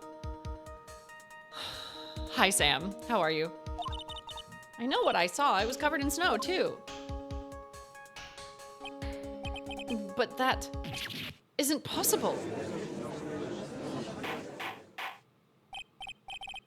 Maybe Dahlia Hawthorne can turn herself into like an Autobot, like a Transformer, and she just like zipped her way down there. What does this all mean? So then what was the snowmobile used for? It wasn't taken by the defendant when she went to the inner temple. If it had been, then the witness couldn't possibly have seen it by the gate. Furthermore, it wasn't used by the killer to dispose of the murder weapon. If that was the case, there should be 2 sets of tracks in this photo. All we know is this. After it stopped snowing, someone used the snowmobile to return to Hazakura Temple. Never thought a simple snowmobile could cause so much trouble. I think we've learned all we can from this witness. Yes, I have nothing more to add. I've told you everything that I know. But then, that still leaves us with the same problem. If only there was someone, a witness who could testify to having seen the snowmobile. A witness, huh? Was there no one out walking perhaps near Dusky Bridge on that night?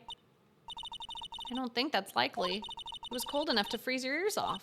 Only an idiot would go out wandering like that. Cut to Larry Butts. Cut to Larry Butts with his stupid little fucking paintbrush. Unless they had something really important to do. That's a shame. Hold on. Something is coming to me. An idiot may well have gone wandering out that subarctic night. Your Honor, actually, there just might be one individual who may be of help to us. Really? You know of someone who might have seen the snowmobile on the night of the murder. I don't know for sure if he saw it or not, but there are 2 things about him that do come to mind. He's a fucking idiot, and he's also a huge idiot. Which are, first, that he saw something incredible on the night of the murder. And the second being, did someone like fly the snowmobile over the bridge? That'd be sick. That'd be so sick. This individual that I'm thinking of went wandering outside on that cold night. In other words, he is our kind of idiot. Mr. Edgeworth, who is this idiot you're talking about? Who else could it be? Take that! This guy must be a product of Jean-Luc de la Duc's Guide to Obnoxious French Painting. This is Larry Butts, a disciple of the victim, Elise Donim. Her student? Interesting. And why was he wandering a boot outside on the night of the murder? I could tell them all about his designs for Iris, but it may cost us his credibility as a witness before I even call him. No, let's not say it. He is, after all, an artist. Oh, I don't even have to choose. 4 streams, Jesus Christ. Oh my God. He was perhaps searching for something in the snowy scenery that would move him, although I cannot guarantee that this is the reason. And so, this unfortunate, unreliable-looking man, what exactly was it that he saw? Let's ask him. I intend to extract that from him right here in this courtroom. Summon this youth as a witness immediately. I have no choice, do I? I believe he is in the gallery for this trial. It will not take long to summon him. Very well. Larry. You may have escaped me yesterday, but today I'm going to get everything out of you. I'd give Edgeworth everything out of me. Just saying. I just want to say that. Ms. Von Karma, please see to preparing the next witness. Understood, Your Honor. Good. Well then, court is now in recess. Okay, I'm gonna finish this trial day. I'm gonna finish it, because I'm having fun. I just need to reheat this for my neck, because my neck's not feeling the best. I feel like we've been on a good roll with the trials, so I feel like I can finish the trials today. And then we'll stop when the trial's over. Yes, I'm gonna take a little stretch break. We're back. I reheated my little neck thing. I made some popcorn. I'm gonna have some popcorn while we do the rest of the trial. And then we're bringing Larry in. We're bringing Larry. Hi. I heard Wasabi meow from his room. I think he's gonna try to jump up here again. Oh, happy 3 months total. Wait, 30 stream. Oh, that is, hey. This is my popcorn. You can't have it. I know. I'm sorry. I can't be your snuggle bug today. At least not right now. When something smells, it's the butts. Hey, baby, can I, like, play my game? He's, like, perfectly positioned in front of the text, so I can't read anything. I realize next month's highlights are going to be full of spoilers. I could just not include them. I guess. Hey. Hey, I can't see. Hey, buddy. You want to say something? Got nothing to say? Can I maybe have my desk back?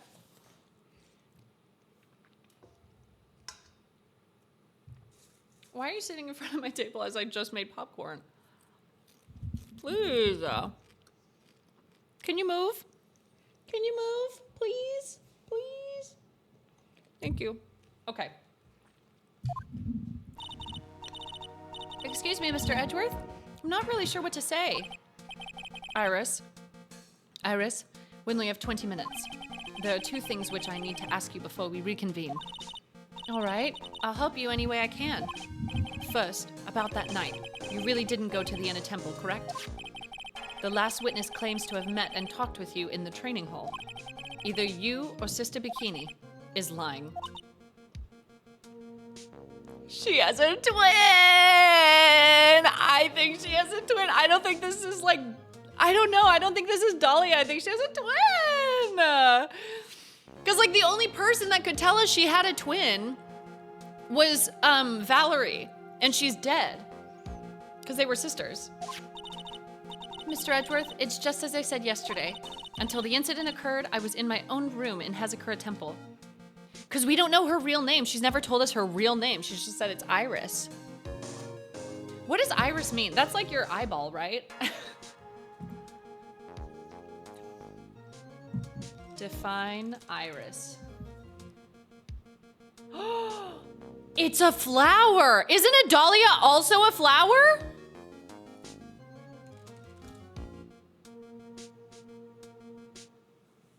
They're both flowers. What if Iris is her real name and Dahlia's her sister? Holy shit, holy shit, holy shit. Okay, sorry, I'm getting ahead of myself. Very well. The second thing then. That night, the temple snowmobile was used in between the time Sister Bikini returned to the main hall and when she bore witness to the murder. Oh, but you know what? No, because she knows who Phoenix is. I don't know what's going on here. Because they said she saw Dahlia, but she looked different. Ugh. Sometime between 10:30 and 11 p.m. that night, were you the one who used the snowmobile? There's only one key for the snowmobile. The only person who could have used it was me. So it was you. But why? What made you go out to Dusky Bridge? I'm sorry, Mr. Edgeworth. Oh my god, dude! Are you serious? I'm trying to defend you in court right now. Now is not the time to be keeping secrets. She's gonna go meet her sister. Iris. I can't tell you about that yet. Yet? Not until her safety is confirmed. Her? Oh, of Maya. The safety of the acolyte. The acolyte, huh? She must be talking about Maya. We really, like, don't have time for this shit, Iris. Iris, look me in the eye and tell me the truth. Did you kill Elise Donim? No matter who or what may come, I could never take a life.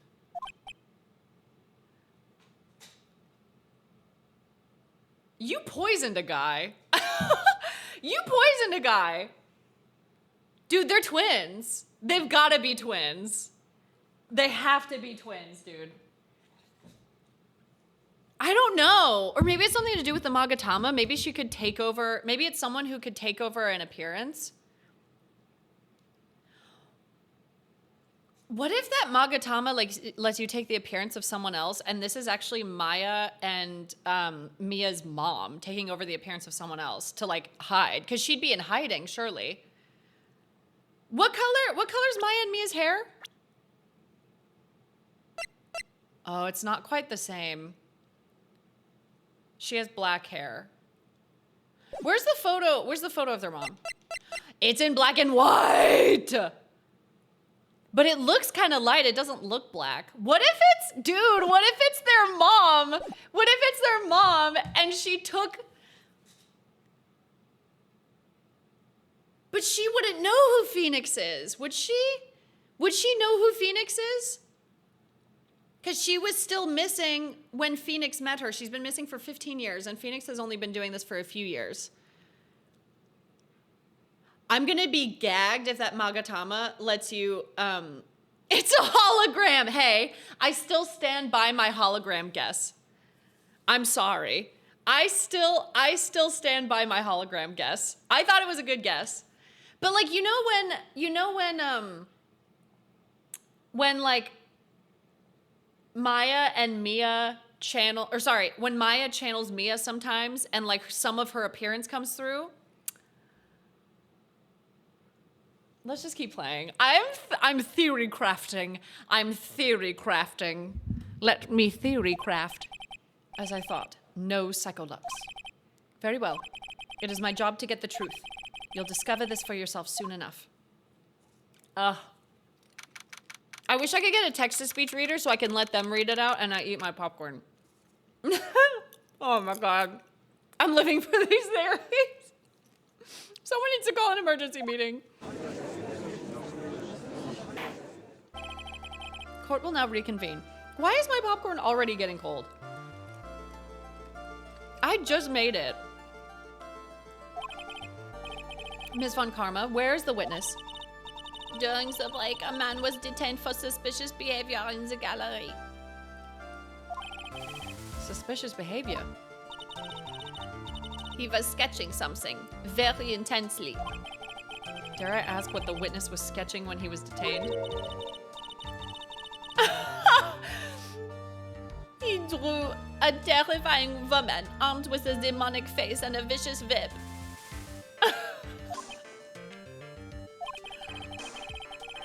I cannot... Anyway, it's time to drag this pathetic excuse for an artist before the court. Laurie's done him. I hope you're ready. Get in here. It would seem that Whip is going to see plenty more use today. Why does this get cold so fast? Ouch! Your sketch is in contempt of this court. Hey, I was just artistically rendering. Ouch! You tried to run away from the bailiff who was trying to hand you your subpoena, correct? Look, I'm nothing but a fledgling artist training out in the mountains. I'm only down here in the city because I ran out of green paint. Well, to use the technical term for the color, viridian. Larry. This isn't an art store, now is it? I don't know. I graduated junior high, okay?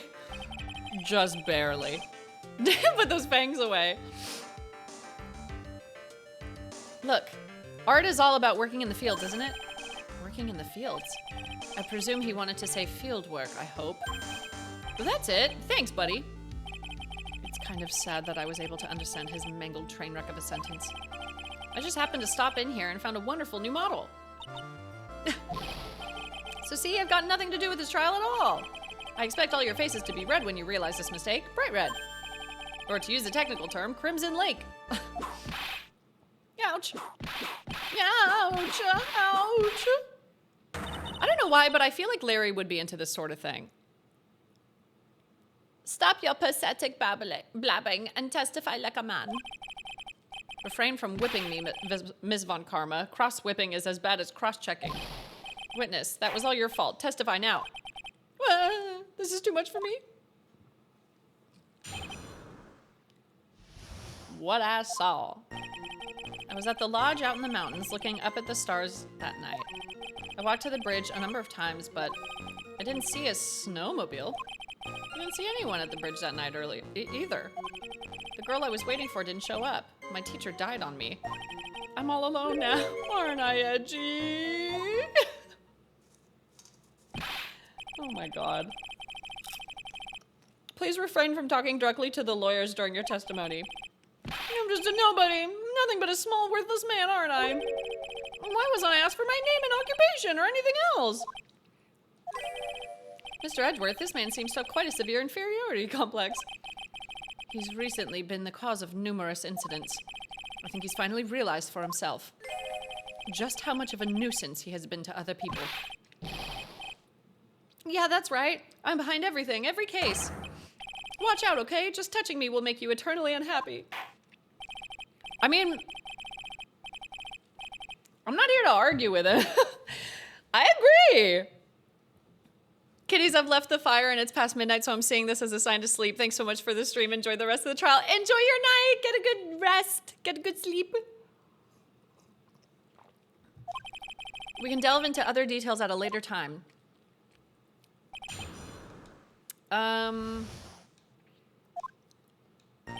I was at that lodge out in the mountains. What lodge? Whatever's the matter, Mr. Edgeworth. This one single statement is so full of contradictions. For a moment there, I thought I was going to collapse. So, witness, any idea as to where these contradictions in your testimony lie? Depending on your answer, I may stay my VIP. Okay, give me a minute. Well, it was snowing that night, so I couldn't possibly have seen the stars. That rundown shack is hardly a lodge, is it? And even if the stars could be seen, it isn't like I was there to look at them, right?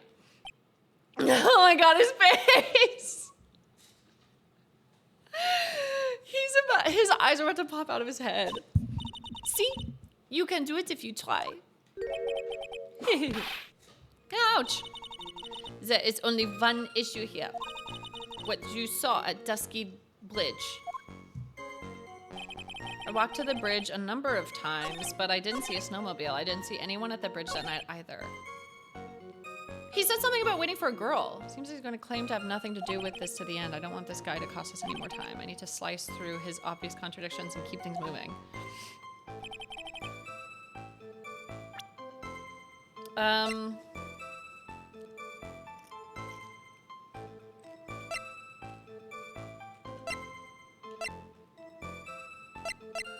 Oh. Oh! This photo was taken by Larry, so I can use that at some point.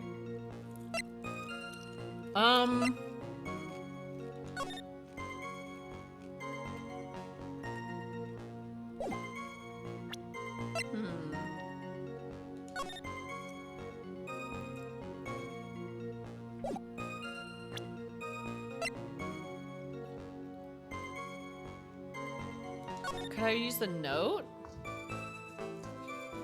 The note doesn't say his name, though. I'm just gonna keep pressing him. Hold it. A number of times? How many? Maybe 5 times? I went once every 20 minutes. Which means you spent almost 2 hours at Heavenly Hall that night. You bet. Real love is about waiting with your heart in your hands. Love, you say? It was this man's intention to summon the defendant to the small shack. Using this blackmail letter. Blackmail? No, that was simply a product of overflowing love. Ah. You huffy-puffy, loosey-goosey excuse for a whimpering, whining wuss of a witness. So what did you see? I hope for your sake you saw a snowmobile. You huffy-puffy, loosey-goosey excuse for a whimpering, whiny wuss of a witness, eh? Well, you see, being called those names doesn't seem to bother him at all. Yeah, because he's used to it. We got Batty's coding now, all right. I'm trying my best. I didn't see a snowmobile. Hold it.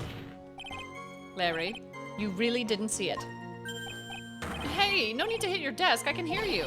I didn't see it. I didn't see a snowmobile. Larry, say snowmobile for me, please. Snowmobile? If you truly have nothing to hide, then why are you stammering like you just flew over a cuckoo's nest? Shut up! What is this? I don't know. Don't ask me. It seems that I'll need to start from a more obvious contradiction. I'm going to strike the blow that will finally get him to spill the beans. Didn't see anyone at the bridge that night either. Would I use the photo of the tracks that lead to the bridge?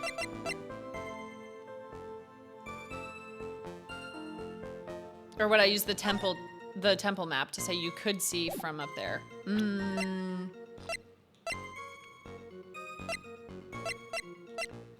Let's use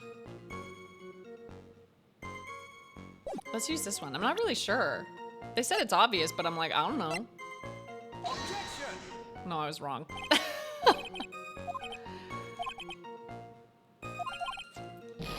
I was wrong. I'll press the last one. Didn't see anyone at the bridge that night either. Hold it! You didn't meet anyone? That's right, because I've got nothing to do with this. And I'm just here to buy some Viridian paint, okay? Come on, I expect to see those Crimson Lake faces now.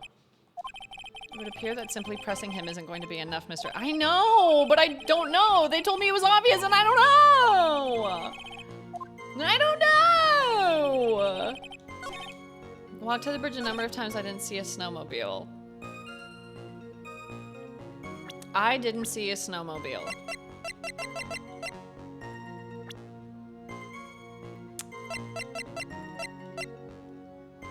Would I use the map? Maybe it's the map. I should probably save, huh? Because I'm not sure. Maybe it should say you should be able to see one from where you are. Objection! No? Oh, shit. As soon as I said, you guys, I'm getting so many first tries, I lose it. I didn't see a snowmobile.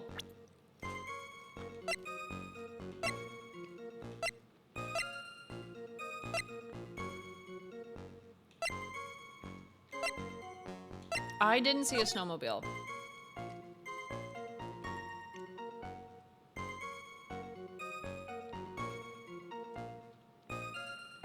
Do I use the blackmail letter? It's so obvious that I don't know.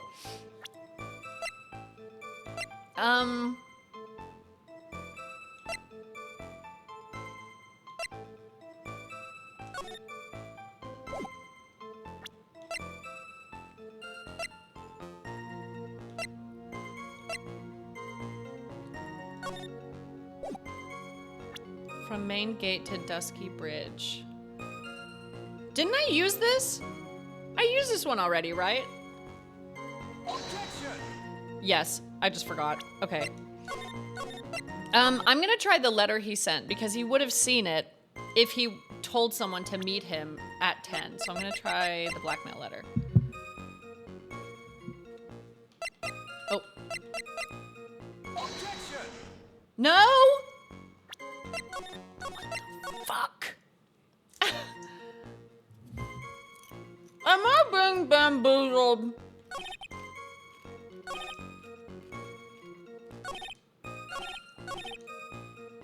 I didn't see anyone at the bridge that night either. You literally saved Phoenix from falling from the bridge. I'm being bamboozled.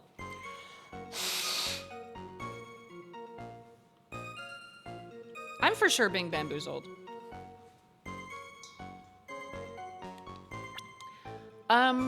Didn't see anyone at the bridge that night either.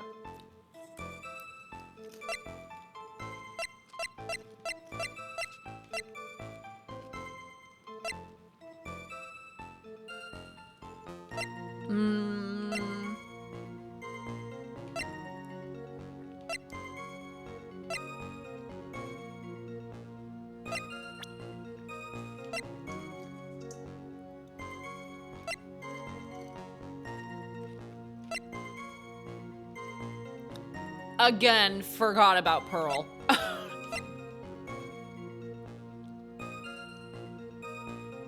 Discovered the murder. Wouldn't he have seen Bikini? Because Bikini said she went to the main gate to ask for help, didn't she?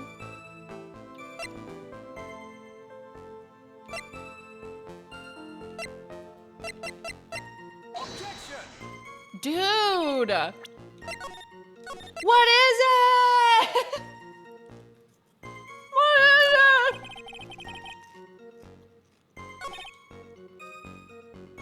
I didn't see a snowmobile. I didn't see a snowmobile.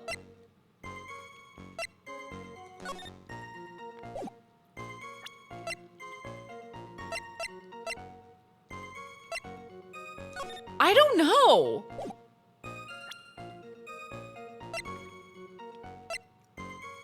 I have no idea.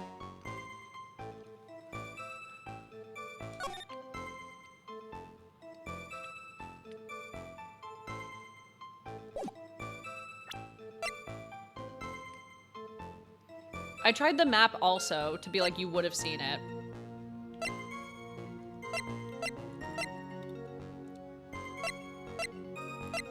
Okay. I'm eating my own pride. May I please have a hint that nudges me in the right direction? Why are we playing as Edgeworth right now? Remember, you can present profiles. Oh, so it's Phoenix. Objection! Oh, god damn it! I did on the wrong thing. Didn't I say that earlier too? I was like, you fucking saw Phoenix when he fell. Objection! Thank you. They keep fucking tricking me. They keep tricking me. They keep being like, oh, I'm gonna present evidence on this statement. And then it's like, no, it's a completely different statement. Eee! Larry Butts, I can understand why you might want to throw your old life away. You're pretty pathetic and you cause all sorts of trouble. I'm sorry. But having realized just how much of a nuisance you've been, that could be considered a step in the right direction. Edgy, are you trying to console me? It certainly doesn't sound that way to me. However, I cannot forgive you for simply turning away from the incidents you create. You're totally pinning this on me. Now then, let us talk about the night of the murder. Sister Bikini, after seeing the murder take place, asked Phoenix Wright to report it. Thus, he headed for the public phone by the bridge. There, he happened across a certain nefarious individual. You, Larry Butts. I need to stop listening to the game when the game is like, this is where I'm gonna find a contradiction. I'm being lied to. I'm being deceived. That's right. Me in the flesh. Listen carefully, witness. It doesn't matter if you change your name. So long as you remain pretty pathetic, you will continue to cause these incidents. That reality will not change. But what do you want me to do then? Larry, what you need to change is your inner self, but for now, what you saw that night. Testifying truthfully about this one issue is all I need from you. Haji, I think I've finally woken up. Woken up? Well, I guess I could still be sleeping. But anyway, I'll do it. I'll testify. Well, I'm not sure this will go especially well. Woke? You what? I'll ask again then, witness. What did you see on the night of the murder? Well, I saw part 2, the squeakquel. Went to the shack at around 9, so it would have been about 10:30 p.m. I was lying under my bedding when a white flash almost blinded me. I looked out the window, and Dusky Bridge was on fire. There was still some thunder, and I went right away to check it out. That's when I ran into Nick. You certainly saw quite a lot, didn't you? So what happened to the bridge after it caught on fire? It was like me after a 3-day stint chasing a girl. It totally burnt out, like almost totally gone. I mean, trying to cross the burning remains was what caused Nick to fall. What did you say? Oh, don't worry. It's nothing life-threatening. He just caught a cold. I never know that man if he should be called lucky or unlucky. Now, Mr. Edgeworth, please commence your cross-examination. I don't know. Everything sounded right. What time did he say it was? Went to the shack at around 9, so it would have been about 10:30. When did the lightning start? Lightning started at 10, though. Oh, lightning struck Dusky Bridge at 10:45, around 30 minutes passed between the fire starting and going out. I was lying under my bedding when a white flash almost blinded me. I looked out the window and Dusky Bridge was on fire. Hold it! What did you do out there in the cold for an hour and a half? Well, if you really must know, I was busy being excited, I guess. I've been there. She didn't know Nick almost died. She's been in Germapanifornia this whole time. I don't know. Excited? Dare I even ask? I set the meeting time as 10 p.m., right? But I couldn't wait, and I thought she might come early, too. Well, it appears she didn't come at all in the end. Because they never arranged to meet in the first place, did they? Shut up! Don't go picking my fond memories apart. Anyway, I was getting a little worried. I thought maybe Iris had lost her way. So every 20 minutes or so, I went out to the bridge. But I didn't see anything particularly suspicious. I didn't have anything else to do, so I went back to the shack to wait for her. I was lying under my bedding when a white flash almost blinded me. Hold it! I want to use the weather report, but I feel like it's pedantic. Because, like, he doesn't have, like, any electricity or anything in that shack, so he probably doesn't know what time it is. This light was, of course, lightning. Like, kerpow! Like a slap from Naomi, honestly. A big bada boom! Ah, or a little like that. That's more like a punch from Miranda. Witness, did you actually see the lightning hit the bridge? Well, I was a bit startled by the flash of light, so I looked out the window and Dusky Bridge was on fire. Hold it! Seeing that, what did you do? What do you think? I was burning up as well from the fire in my heart. And that's why you went to take a look at the bridge.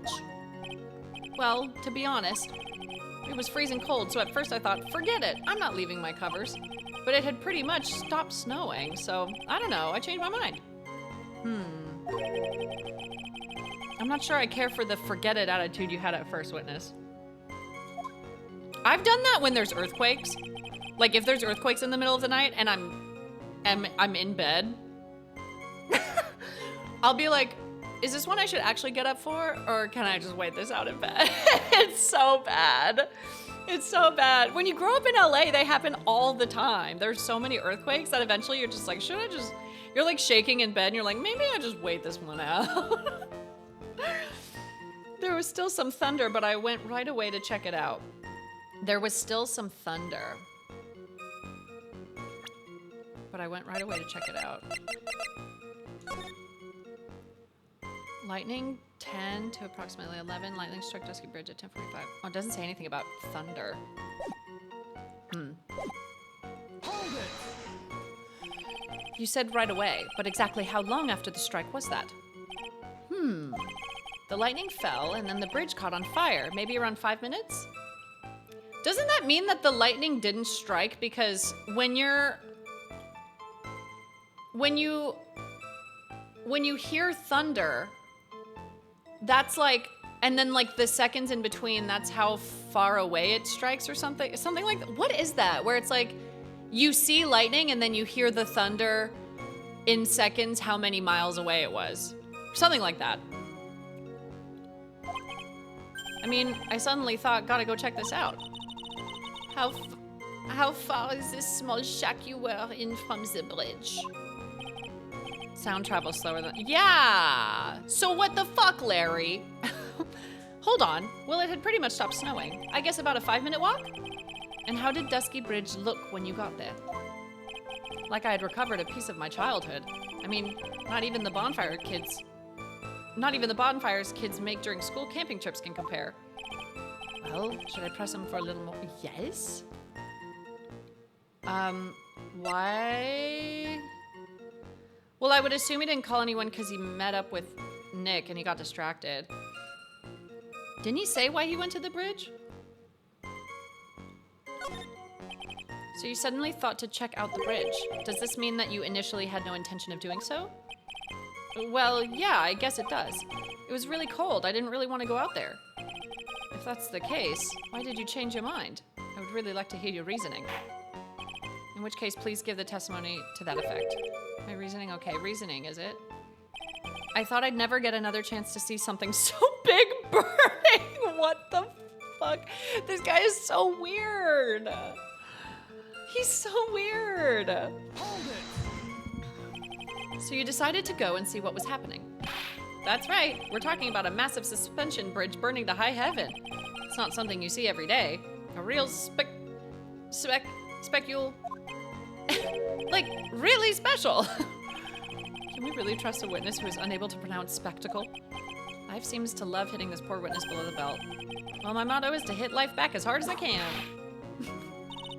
I'll give you a few hits too if you like. Vis my vip. Told me about the burning bridge yesterday, but there's still something that doesn't quite fit. Looks like, despite his change of heart, Larry still isn't telling us the whole truth. I'm gonna try the weather thing, but I think I'm being pedantic. Because he said it would have been about 10:30, but the lightning hit at 10:45. Lightning struck Dusky Bridge at 10:45, around 30 minutes passed between the fire starting and going out. Objection! No. I'm being a little annoying. I'm losing my way! Viz my vip. I was doing so good! I was lying under my bedding when a white flash almost blinded me. I looked out the window and Dusky Bridge was on fire. There was still some thunder, but I went right away to check it out. I thought I'd never get another chance to see something burning.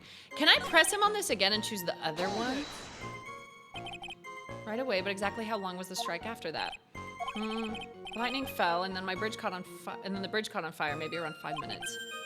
I suddenly thought, gotta go check this out. How far is it? Well, it pretty much stopped snowing, I guess about a 5-minute walk. How did Dusky Bridge look when you got there? Why didn't you call anyone? Larry, let me ask you one thing. What is it, Edgy? What's with the serious face? Why didn't you call anyone? Huh? What do you mean? Normally, when faced with a towering inferno, one would try and tell someone. There's a public phone right by Dusky Bridge, correct? Well, of course, I thought of doing that. So then let's hear why you didn't. Huh? It isn't that I didn't try to tell anyone, I just didn't have time to. Oh! Oh, so both of them changed his testimony. Okay, I arrived at the bridge and Nick showed up less than a minute later. Hold it! You claim to have arrived at the bridge at the same time as Wright. Yeah, I thought I'd better tell someone about this. But then Nick came up yelling about murder. Totally made me forget about the bridge. The fire was pretty much out by then anyway. Fire was pretty much out by then? What's this feeling? I suddenly have a terrible case of unease. But it went for 30 minutes! It was after contacting the police that Phoenix Wright fell from the bridge, correct? Yeah, that's pretty much it, more or less. You told me about the burning bridge. No, that doesn't make sense. It said it burned for 30 minutes and it only took you 5. So you showed up about 5 minutes after. No, that doesn't make any sense. I wish he had added that part to his testimony. Lightning struck Dusky Bridge at 10:45, around 30 minutes passed between the fire starting and going out. But it would have still been raging. It wouldn't have been almost out. I'm gonna try. Objection! We're so back. We're so back, you guys. We're back. Found still in her bed the morning after the night of all those heartquakes that destroyed the city. I didn't know if I had to get out of bed. Your very existence being a contradiction. I'm not sure if you can grasp this or not. What the hey, Edgy? You make me sound like some sort of alien. But your testimony is conclusively contradictory. The problem here is time. I've never been the best timekeeper, you know. 3 minutes after Billy leaves on foot, you follow him on your bicycle. How long does it take for you to catch up with him? Terrible at those. This is much more simple.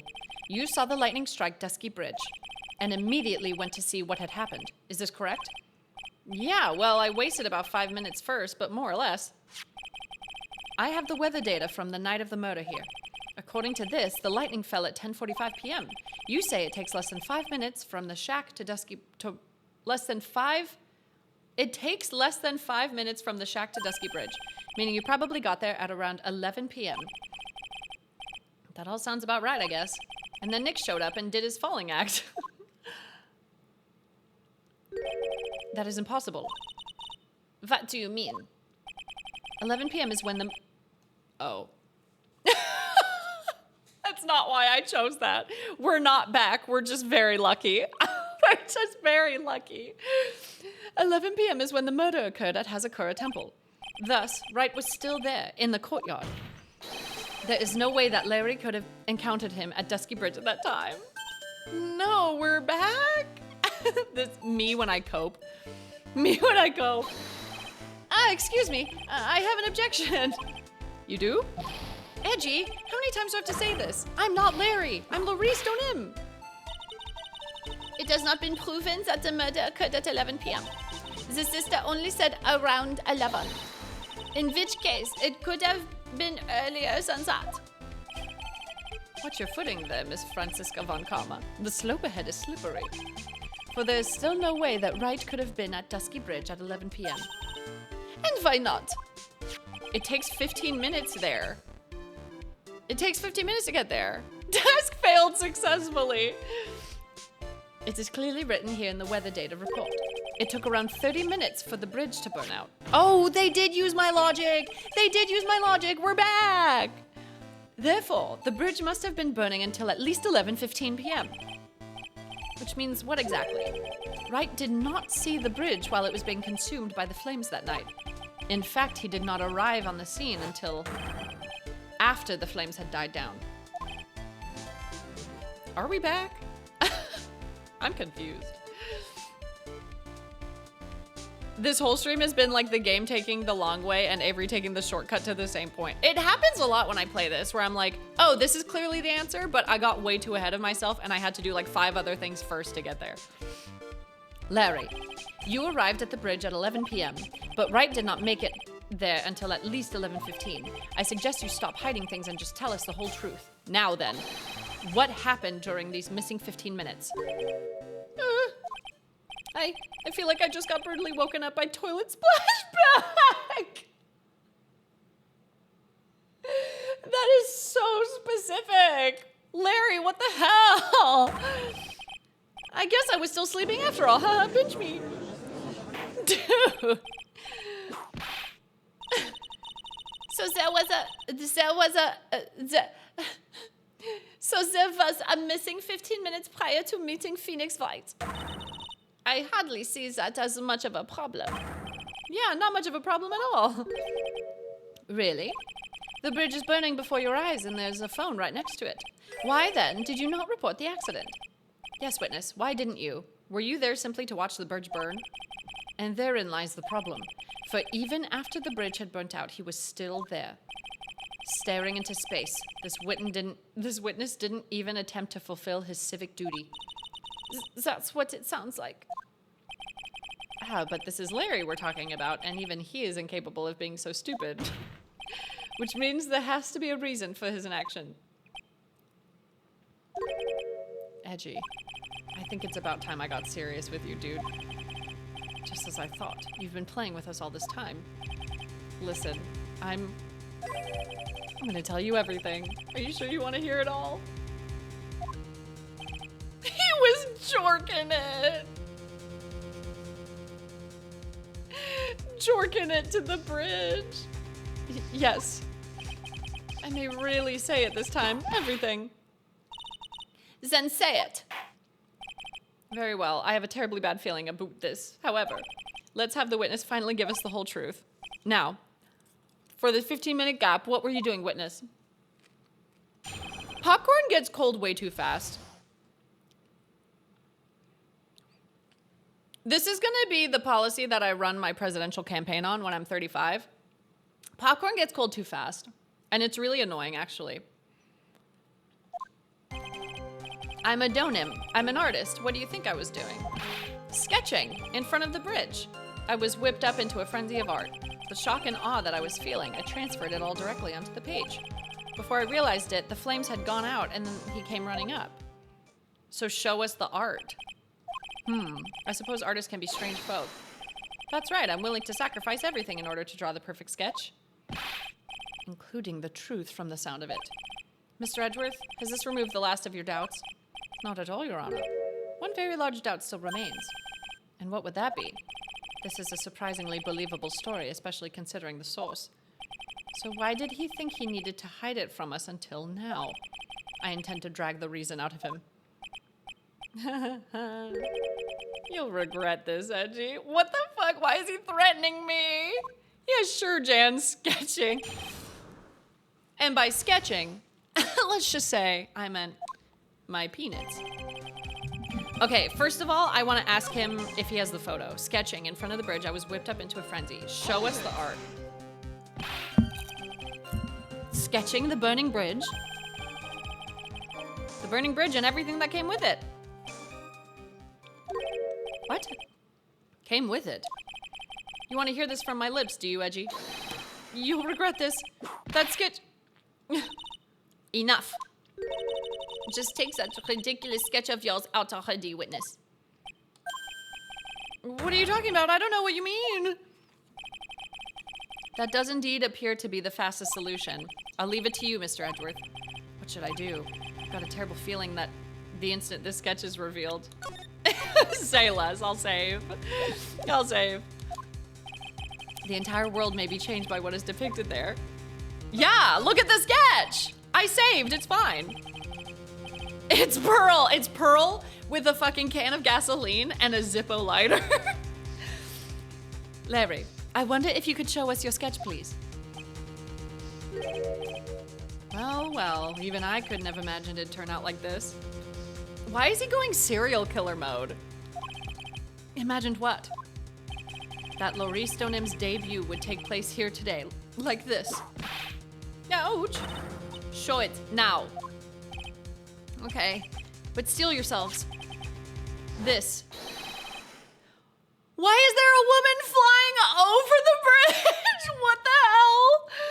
What the hell? This is the world of Laurie Stonem. What the fuck? Well, so this is Dusky Bridge, correct? Quite a large bridge, isn't it? Your response, Miss Von Karma? Yes, well, it's a better drawing than I expected. Isn't it? Isn't it? I struggled to reproduce those flames. I really did. Yes, I'm sure you did. Ugh. This is going to get ugly. No one has the courage to bring it up, it seems. This mysterious flying object. Larry? What? The burning bridge is fine. But what is that unfortunate-looking figure? Ah, you spotted that? I thought you might. However much I might want to ignore it, I can't. It's Iris, of course. Iris. I wish she'd take better care of herself. We have to plan for our future, you know. What would have happened to her if she had injured herself flying like that? What the fuck is going on? Larry, please, answer this next question honestly. Okay. Are you really claiming to have seen this? Are you claiming to have seen the silhouette of the defendant flying over a bridge that was engulfed in flames? Yep, that's what I saw. That's why I drew it. I'm an artist, a real artist. You high? Are you high? The girl, she's really high up in this picture. She's really high up in this picture. Oh my God. What the hell? What was that for? This is all about dream. I was hitting you on the cheek to test that theory. Please whip your own cheek from now on if you wish to test your wild theories. Anyway, no court of law will ever acknowledge that people can fly. What if?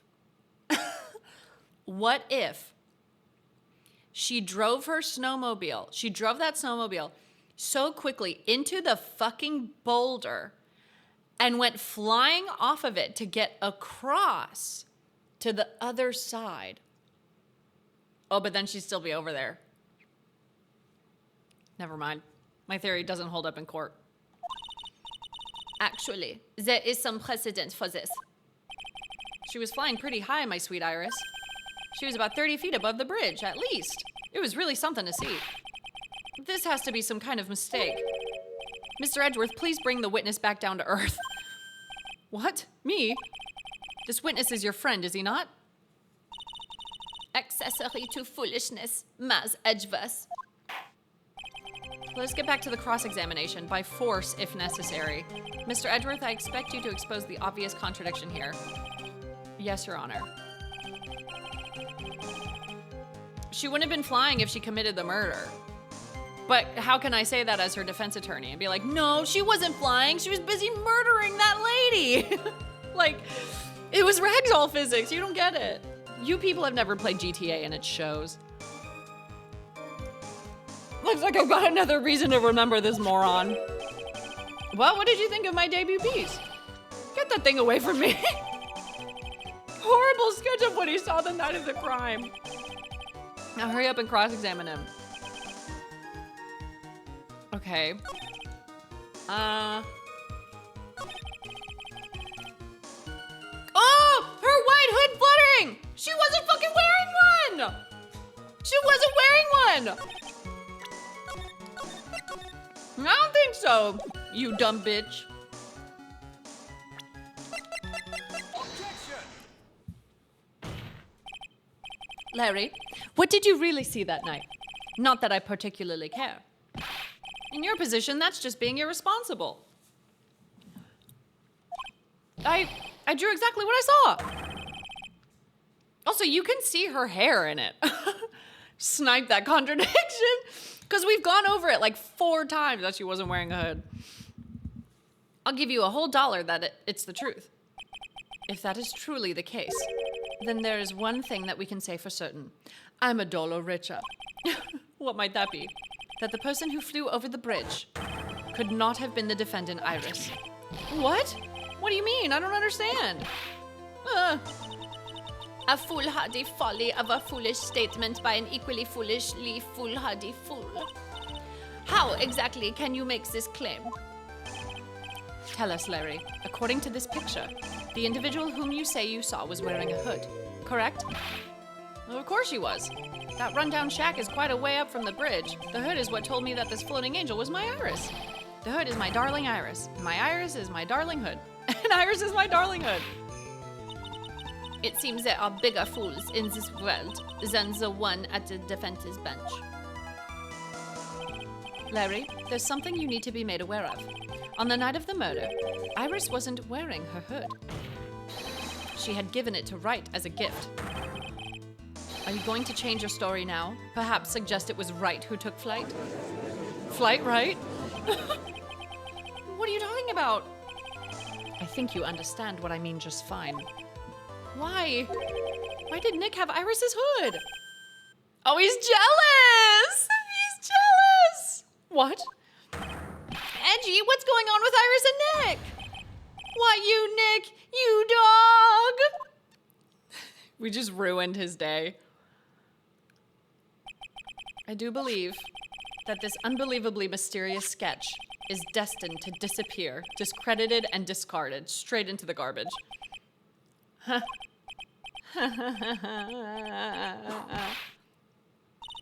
What is it now, witness? It feels like I've been waiting 25 years for this very day to come.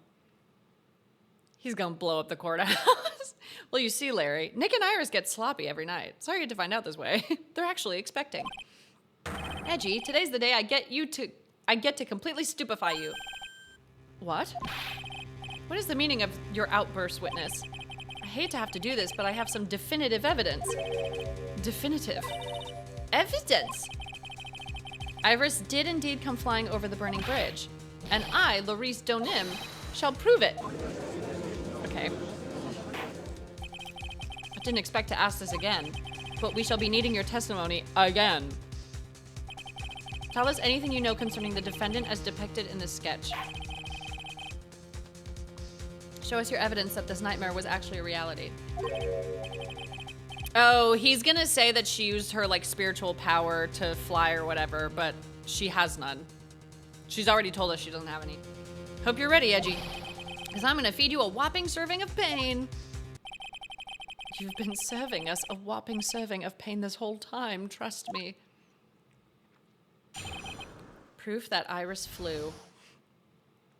When I reached Dusky Bridge, she was already gone. I was so worried, so I frantically searched all over for her. That led to me finding a beautiful crystal sphere, half buried in the snow. I'm sure that Iris was simply wearing a spare hood. After all, no one else could have lost a crystal sphere that night. Google, present the fucking staff. Present the goddamn staff, please. A crystal sphere. This one. Pretty, isn't it? But finders keepers. That sphere. Where did you find it? Let me see around here. Oh! So how the fuck did she lose it there? If she was at Hazakura Temple getting murdered. And there's blood on it. Around here somewhere looks about right. And it was half buried in the snow. It had pretty much stopped snowing by then, but there was still some falling as I walked to the bridge. The court accepts this crystal sphere. That's mine, okay? I want it back after. There's something on it. Oh my, it's blood. What? Blood? Found half covered in snow near Dusky Bridge on the night of the crime, has blood on it. Yeah, her fucking is missing from her staff. You ready, Edgy? By tomorrow morning, you'll be calling me Master Larry. Okay. Google blood Maurice's pants. Google twist this man's balls. Yeah, I like the sound of that. No one's going to push me around anymore. Didn't you want to be called Maurice Donim only a few minutes ago? Proof that Iris flew. Okay, so do I present the staff or the crime scene photo? Because the crime scene photo also has the staff in it, right? With the thing missing. Courtyard where Elise Donim was murdered. Oh no, it's not in here, so I can just show her staff.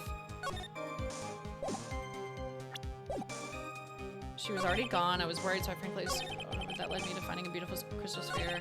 Sure that Iris was simply wearing a spare hood. After all, no one else could have lost a crystal sphere that night. I'm gonna save, but I'm just gonna present the wand thing, staff thing. Objection! Larry, you're a fucking moron. That night, there was someone who lost a crystal sphere. There was? Who? Who was this stupid idiot? Miss Elise Donim, the mentor to a stupid idiot. Is the victim? I have a photo of her here. And on the end of her staff, you can see a familiar-looking crystal sphere. Hey, that's my photograph. Give it back. Ouch. A crystal sphere like that is quite easy to find. I have one just like it on my brooch. They look nothing alike. In any case, please take a look at this. This is the victim's staff found at the scene of the crime. Ah, the crystal sphere. It's gone. Oh, what? What? What? What? What? What? Just what does this mean?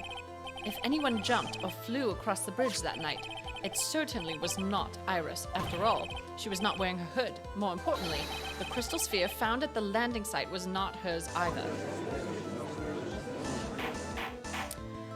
What is going on in this case, dude? I have theories, but all of them are so ridiculous. I'm starting to think Larry might be a hologram of a seagull. I think so too. Not a real seagull, just a hologram of one. That means the one who flew and dropped the sphere was the victim, Miss Elise Donim. It makes sense because her hair's flowing. A fool alongside another fool, on a fool's errand to reach a foolish conclusion. First of all, this sketch, which I prefer to call a scribble, is ridiculous. People cannot fly, thus it is rejected. You can't do that. I saw it with my own two eyes. And this crystal sphere, this is nothing more than a red herring. You honestly believe that? What is a red herring? Is that basically a coincidence? What does that mean? Give it some thought, and I'm sure you'll realize it as well as adverse. Oh, a fake clue. Okay. Thank you. Alice Donem was in her room on the night of the murder. There was no reason for her to go to Dusky Bridge. Therefore, the sphere cannot be related to this case. That is all. Maybe that's how she fell so hard. Because she was flying. Miss Francis... Which accent am I doing? Miss Franziska von Karma. The only people who will accept that explanation are scatterbrains and clowns. Why are you pointing at me? The victim's crystal sphere was found near the bridge on the night of the murder. Yet you expect us to believe this has nothing to do with the case? That crystal sphere. It was probably thrown away at the bridge after the murder. After the murder? There is blood on the crystal sphere, isn't there?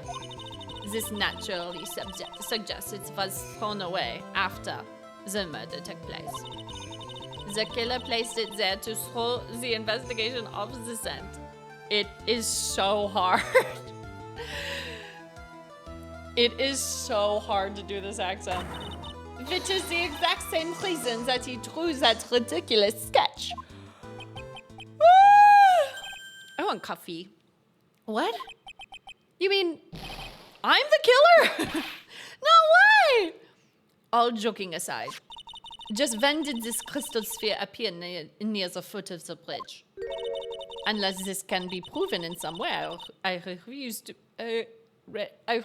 to believe this is related to the case, dude. Help. Help. She makes a valid point. There is no evidence that Elise Donim left Hazakura Temple that night.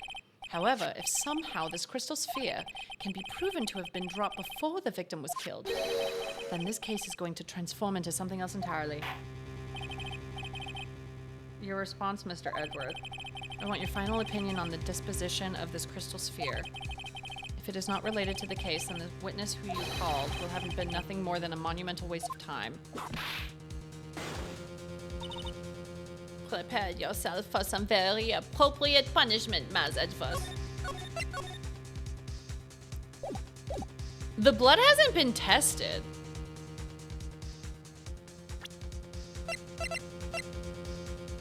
Like, they don't know it's her blood. What if it's Pearl's blood? Sorry to get dark with it, but what if, because she was supposed to take care of Pearl and then Pearl went missing. I request a fingerprint scan on the attorney's badge. Francisco's accent gonna deplete your hunt. I know, dude. Have I shown you what the jar looks like after I got sick? Because you sent that to me for my birthday, and then 2 weeks later I got sick, and I downed half of it.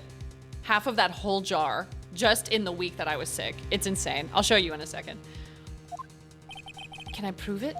Can I prove that the crystal sphere was dropped before the murder took place? Can I prove it?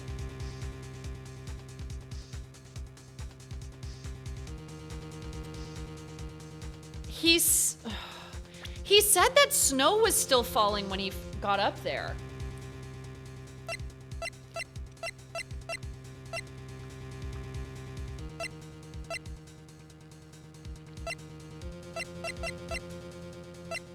Taking the knife from Manga to Dusky Bridge.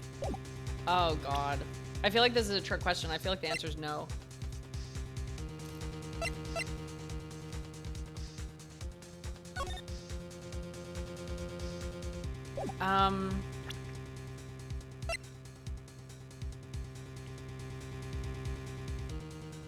Time 10 to 11. Cause loss of blood from stab in the back.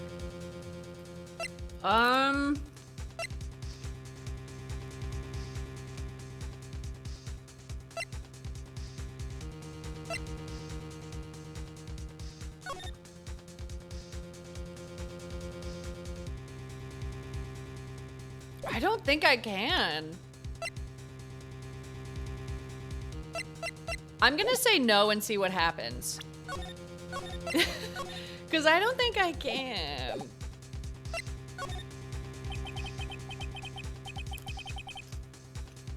No matter how I look at it, it's not possible.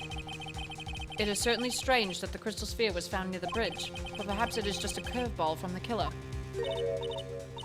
Well, Miles Edgeworth seems to have nothing further to say. Then I'm left with no choice. The court sees no reason. What is this? Hey, Edgy, you're a defense attorney, aren't you? If it was Nick standing where you are right now. If it was Nick, do you think he'd give up? No, he'd find the truth, no matter what it took, no matter how crazy it seemed. You could also just, like, say the truth. You get executed. Right. At this moment, I'm standing where you should be, which means there's only one thing to do. Think like you. Your Honor, allow me to prove something to you. Just so you know, my screen's getting yellower because the sun went down. Don't be alarmed. It's not your eyeballs being weird, it's my screen. I will prove that this crystal sphere is a vital link to solving the case. Will I? You will do what? That look in your eyes? You remind me of Phoenix Wright when he is cornered.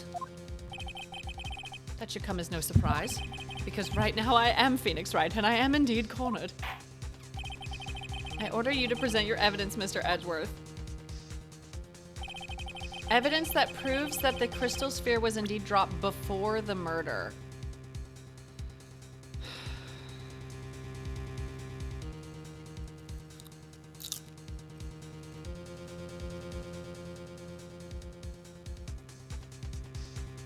I don't know. I don't know.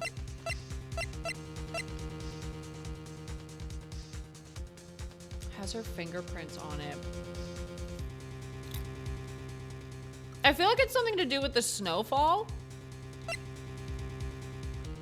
But they said it would have stopped snowing. But why was it half buried in the snow if it wasn't snowing? Did I save? Your Honor, I don't know. I don't know, man. I feel like it's the weather.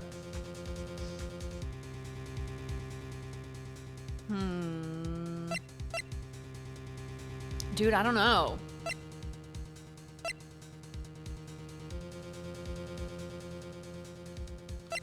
I'm gonna try the weather, but I don't think it's right.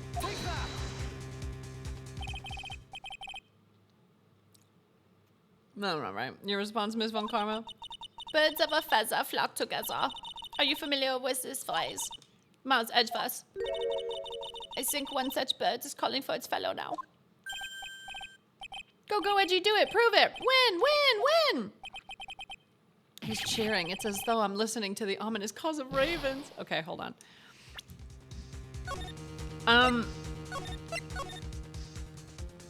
Bitch, I don't know.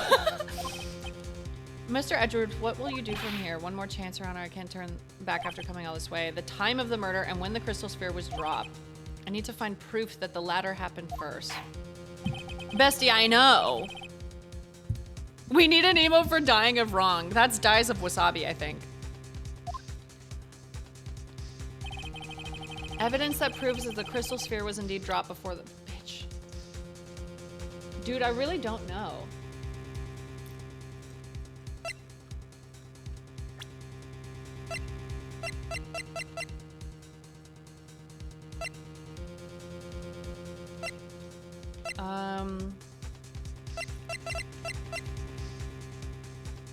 Her bad back really bothers her.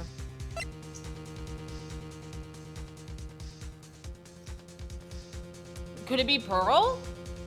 Was apparently with the victim at the time of the crime, currently missing.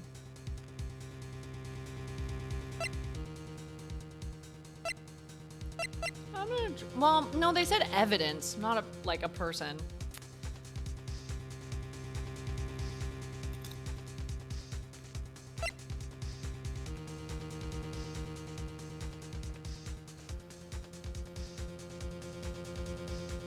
Is it because her staff doesn't have any blood on it?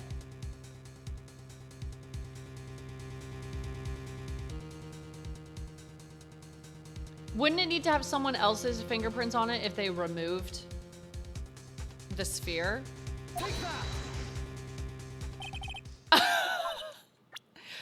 I'm grasping at straws right now. I really don't know. The time...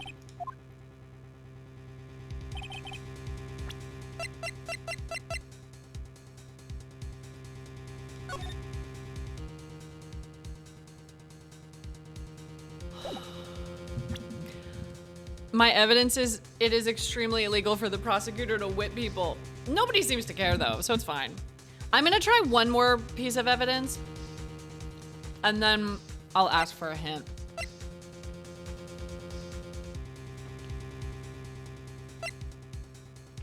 It wasn't the weather report.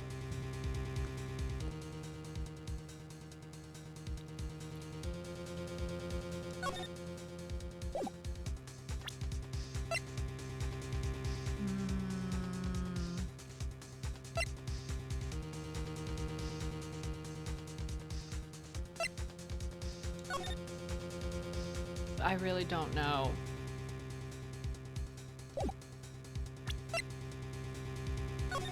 Man, this is hard. I don't know. Okay. Can I get a hint? Found half covered in snow near Dusky Bridge the night of the crime, has blood on it. Is it not the snow?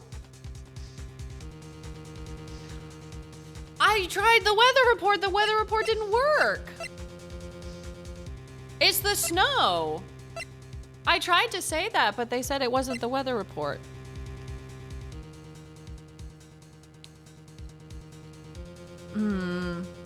It's a little more direct than the weather report. Oh, more direct? More direct.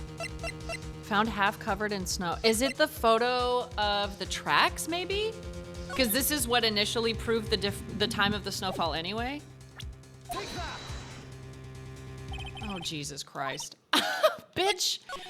What the fuck? I know the answer. I just don't know the answer. You know what I mean? I know the answer. I just don't know the answer. I tried the staff. I tried the weather report. I tried the photo.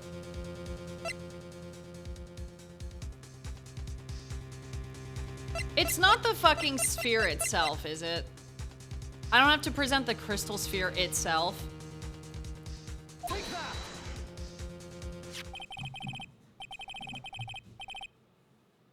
I hate this fucking game, bro. I hate this fucking game, dude.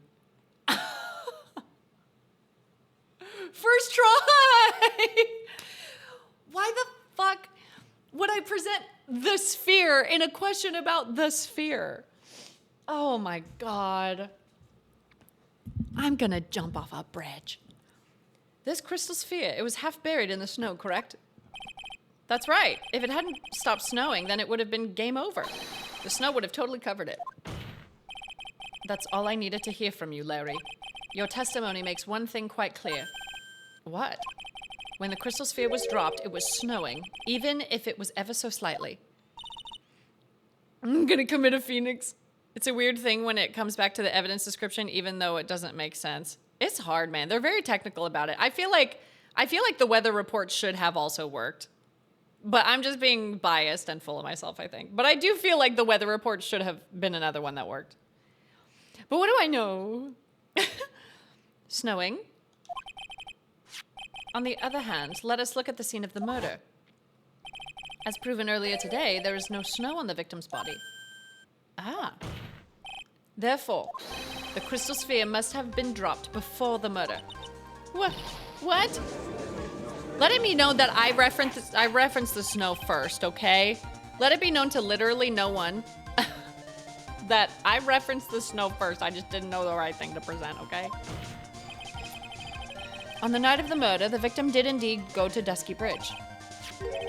And there something occurred that caused the staff's crystal sphere to become loose. Probably her fucking falling from the sky.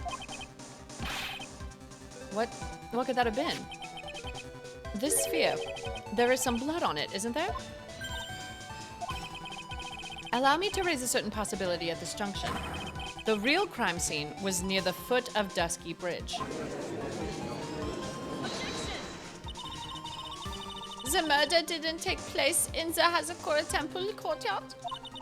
Only a fool would suggest such a foolish piece of absolute foolishness. Just who is the fool?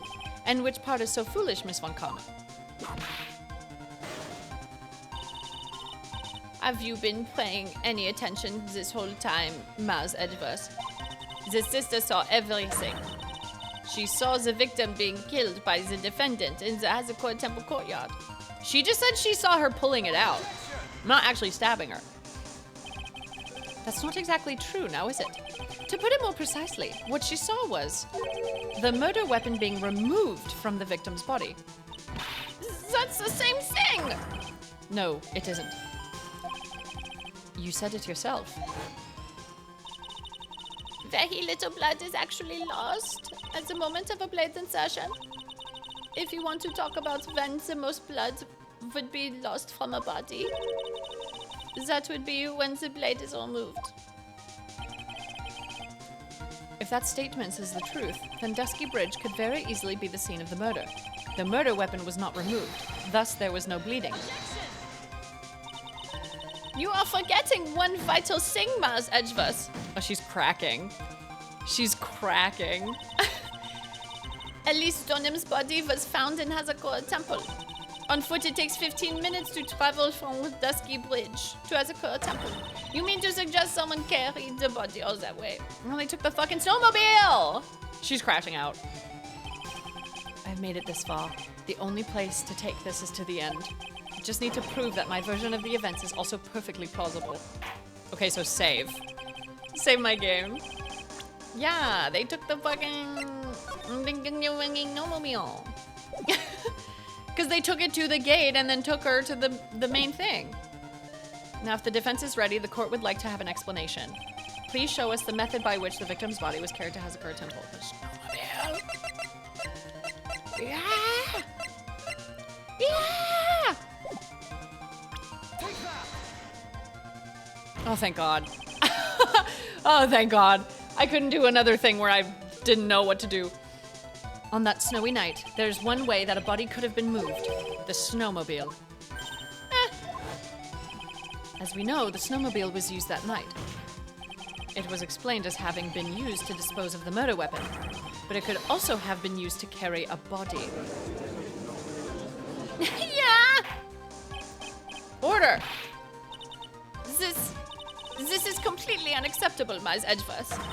You've dug yourself into your own grave. What do you mean? The only one who could have used the snowmobile was the defendant. She's the one who moves the body. Doesn't that put the final nail in your coffin? He's about to tip his fedora. You're too late, Franziska von Karma. And in fact, the defense has proven something else entirely. We have shown that this case requires further investigation. What? Where was the victim, Elise Donim, really killed? If her body was moved, whatever for? And finally, just what does this image mean? Do you even need to think about that? Katrina, thank you! Good night, Mr. T! Thank you, Katrina, that's very nice. Oh, they're not showing up on my stream elements, hold on. Everything just stopped. Surprise jump scare, thank you. The way Francisca probably agreed to only go along with this gaslighting of the judge as long as Esworth guaranteed she could keep the whip. You can have it. Such a creature could never see the truth, let alone describe it. This witness certainly sits on one of the lowest possible branches of humanity. Holy shit, that's such a banger line. This person certainly sits upon one of the lowest branches of humanity. Holy shit. However, he would never utter a lie that could hurt a girl with whom he is enamored. He drew this, so it is something that actually happened. The defense stands firm on this point. Edgy, thank you. That settles it then. I cannot give a verdict under these circumstances. Gah! Right. I seem to have fulfilled my part in this. It is just as I thought. Franziska von Karma, you would make a wonderful partner. Excuse me? There was one reason, and one reason alone, for me being here. To expose the darkness lurking in this case and then pass it on to Wright. Really? That's what this was all about? You could have just told me that from the very beginning. Then I wouldn't have had Franzi whipping. Ow! Miles Edgeworth, I don't care about what you were here to do. This was my chance to finally grind you under my heel. A shame that your chance seems to have slipped you by. Damn! Oh, so amazing, dude. What a shame, Franzi.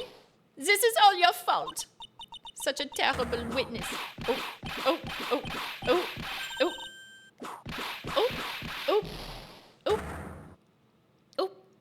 He's dead. That man is dead. The siblings are fighting at the gig. The girls are fighting. I cannot believe that the witness's testimony relates to an actual event. However, there has to be some sort of answer for the questions it raises. Have his words here today been the truth or lies? Next time we gather in this courtroom, those are the matters that shall be addressed. I'm counting on thorough investigations by both the defense and the prosecution. And with this, the rest is up to you, Wright. So he's coming out of the hospital? I wanted to play as Edward the whole time. Court is now adjourned. No, I wanted to play as Edward the whole time. That would have been so cool. I'm loving this case.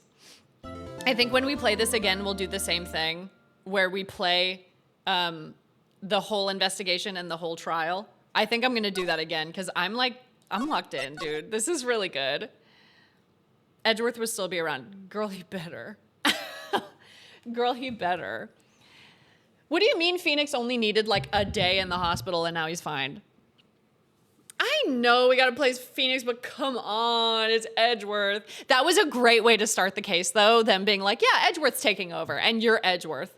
Ah, so good.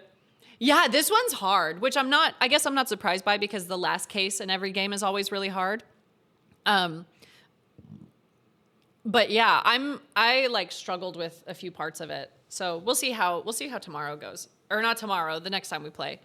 Yeah, thank you guys for hanging out today. Today was so fun. If you want to watch my other videos of me playing through Phoenix Wright, they're all available on my gaming channel, and I have a playlist set up for each of them so that they play in order, so you can just binge them, which is fun. And yeah, thank you guys so much for being here today.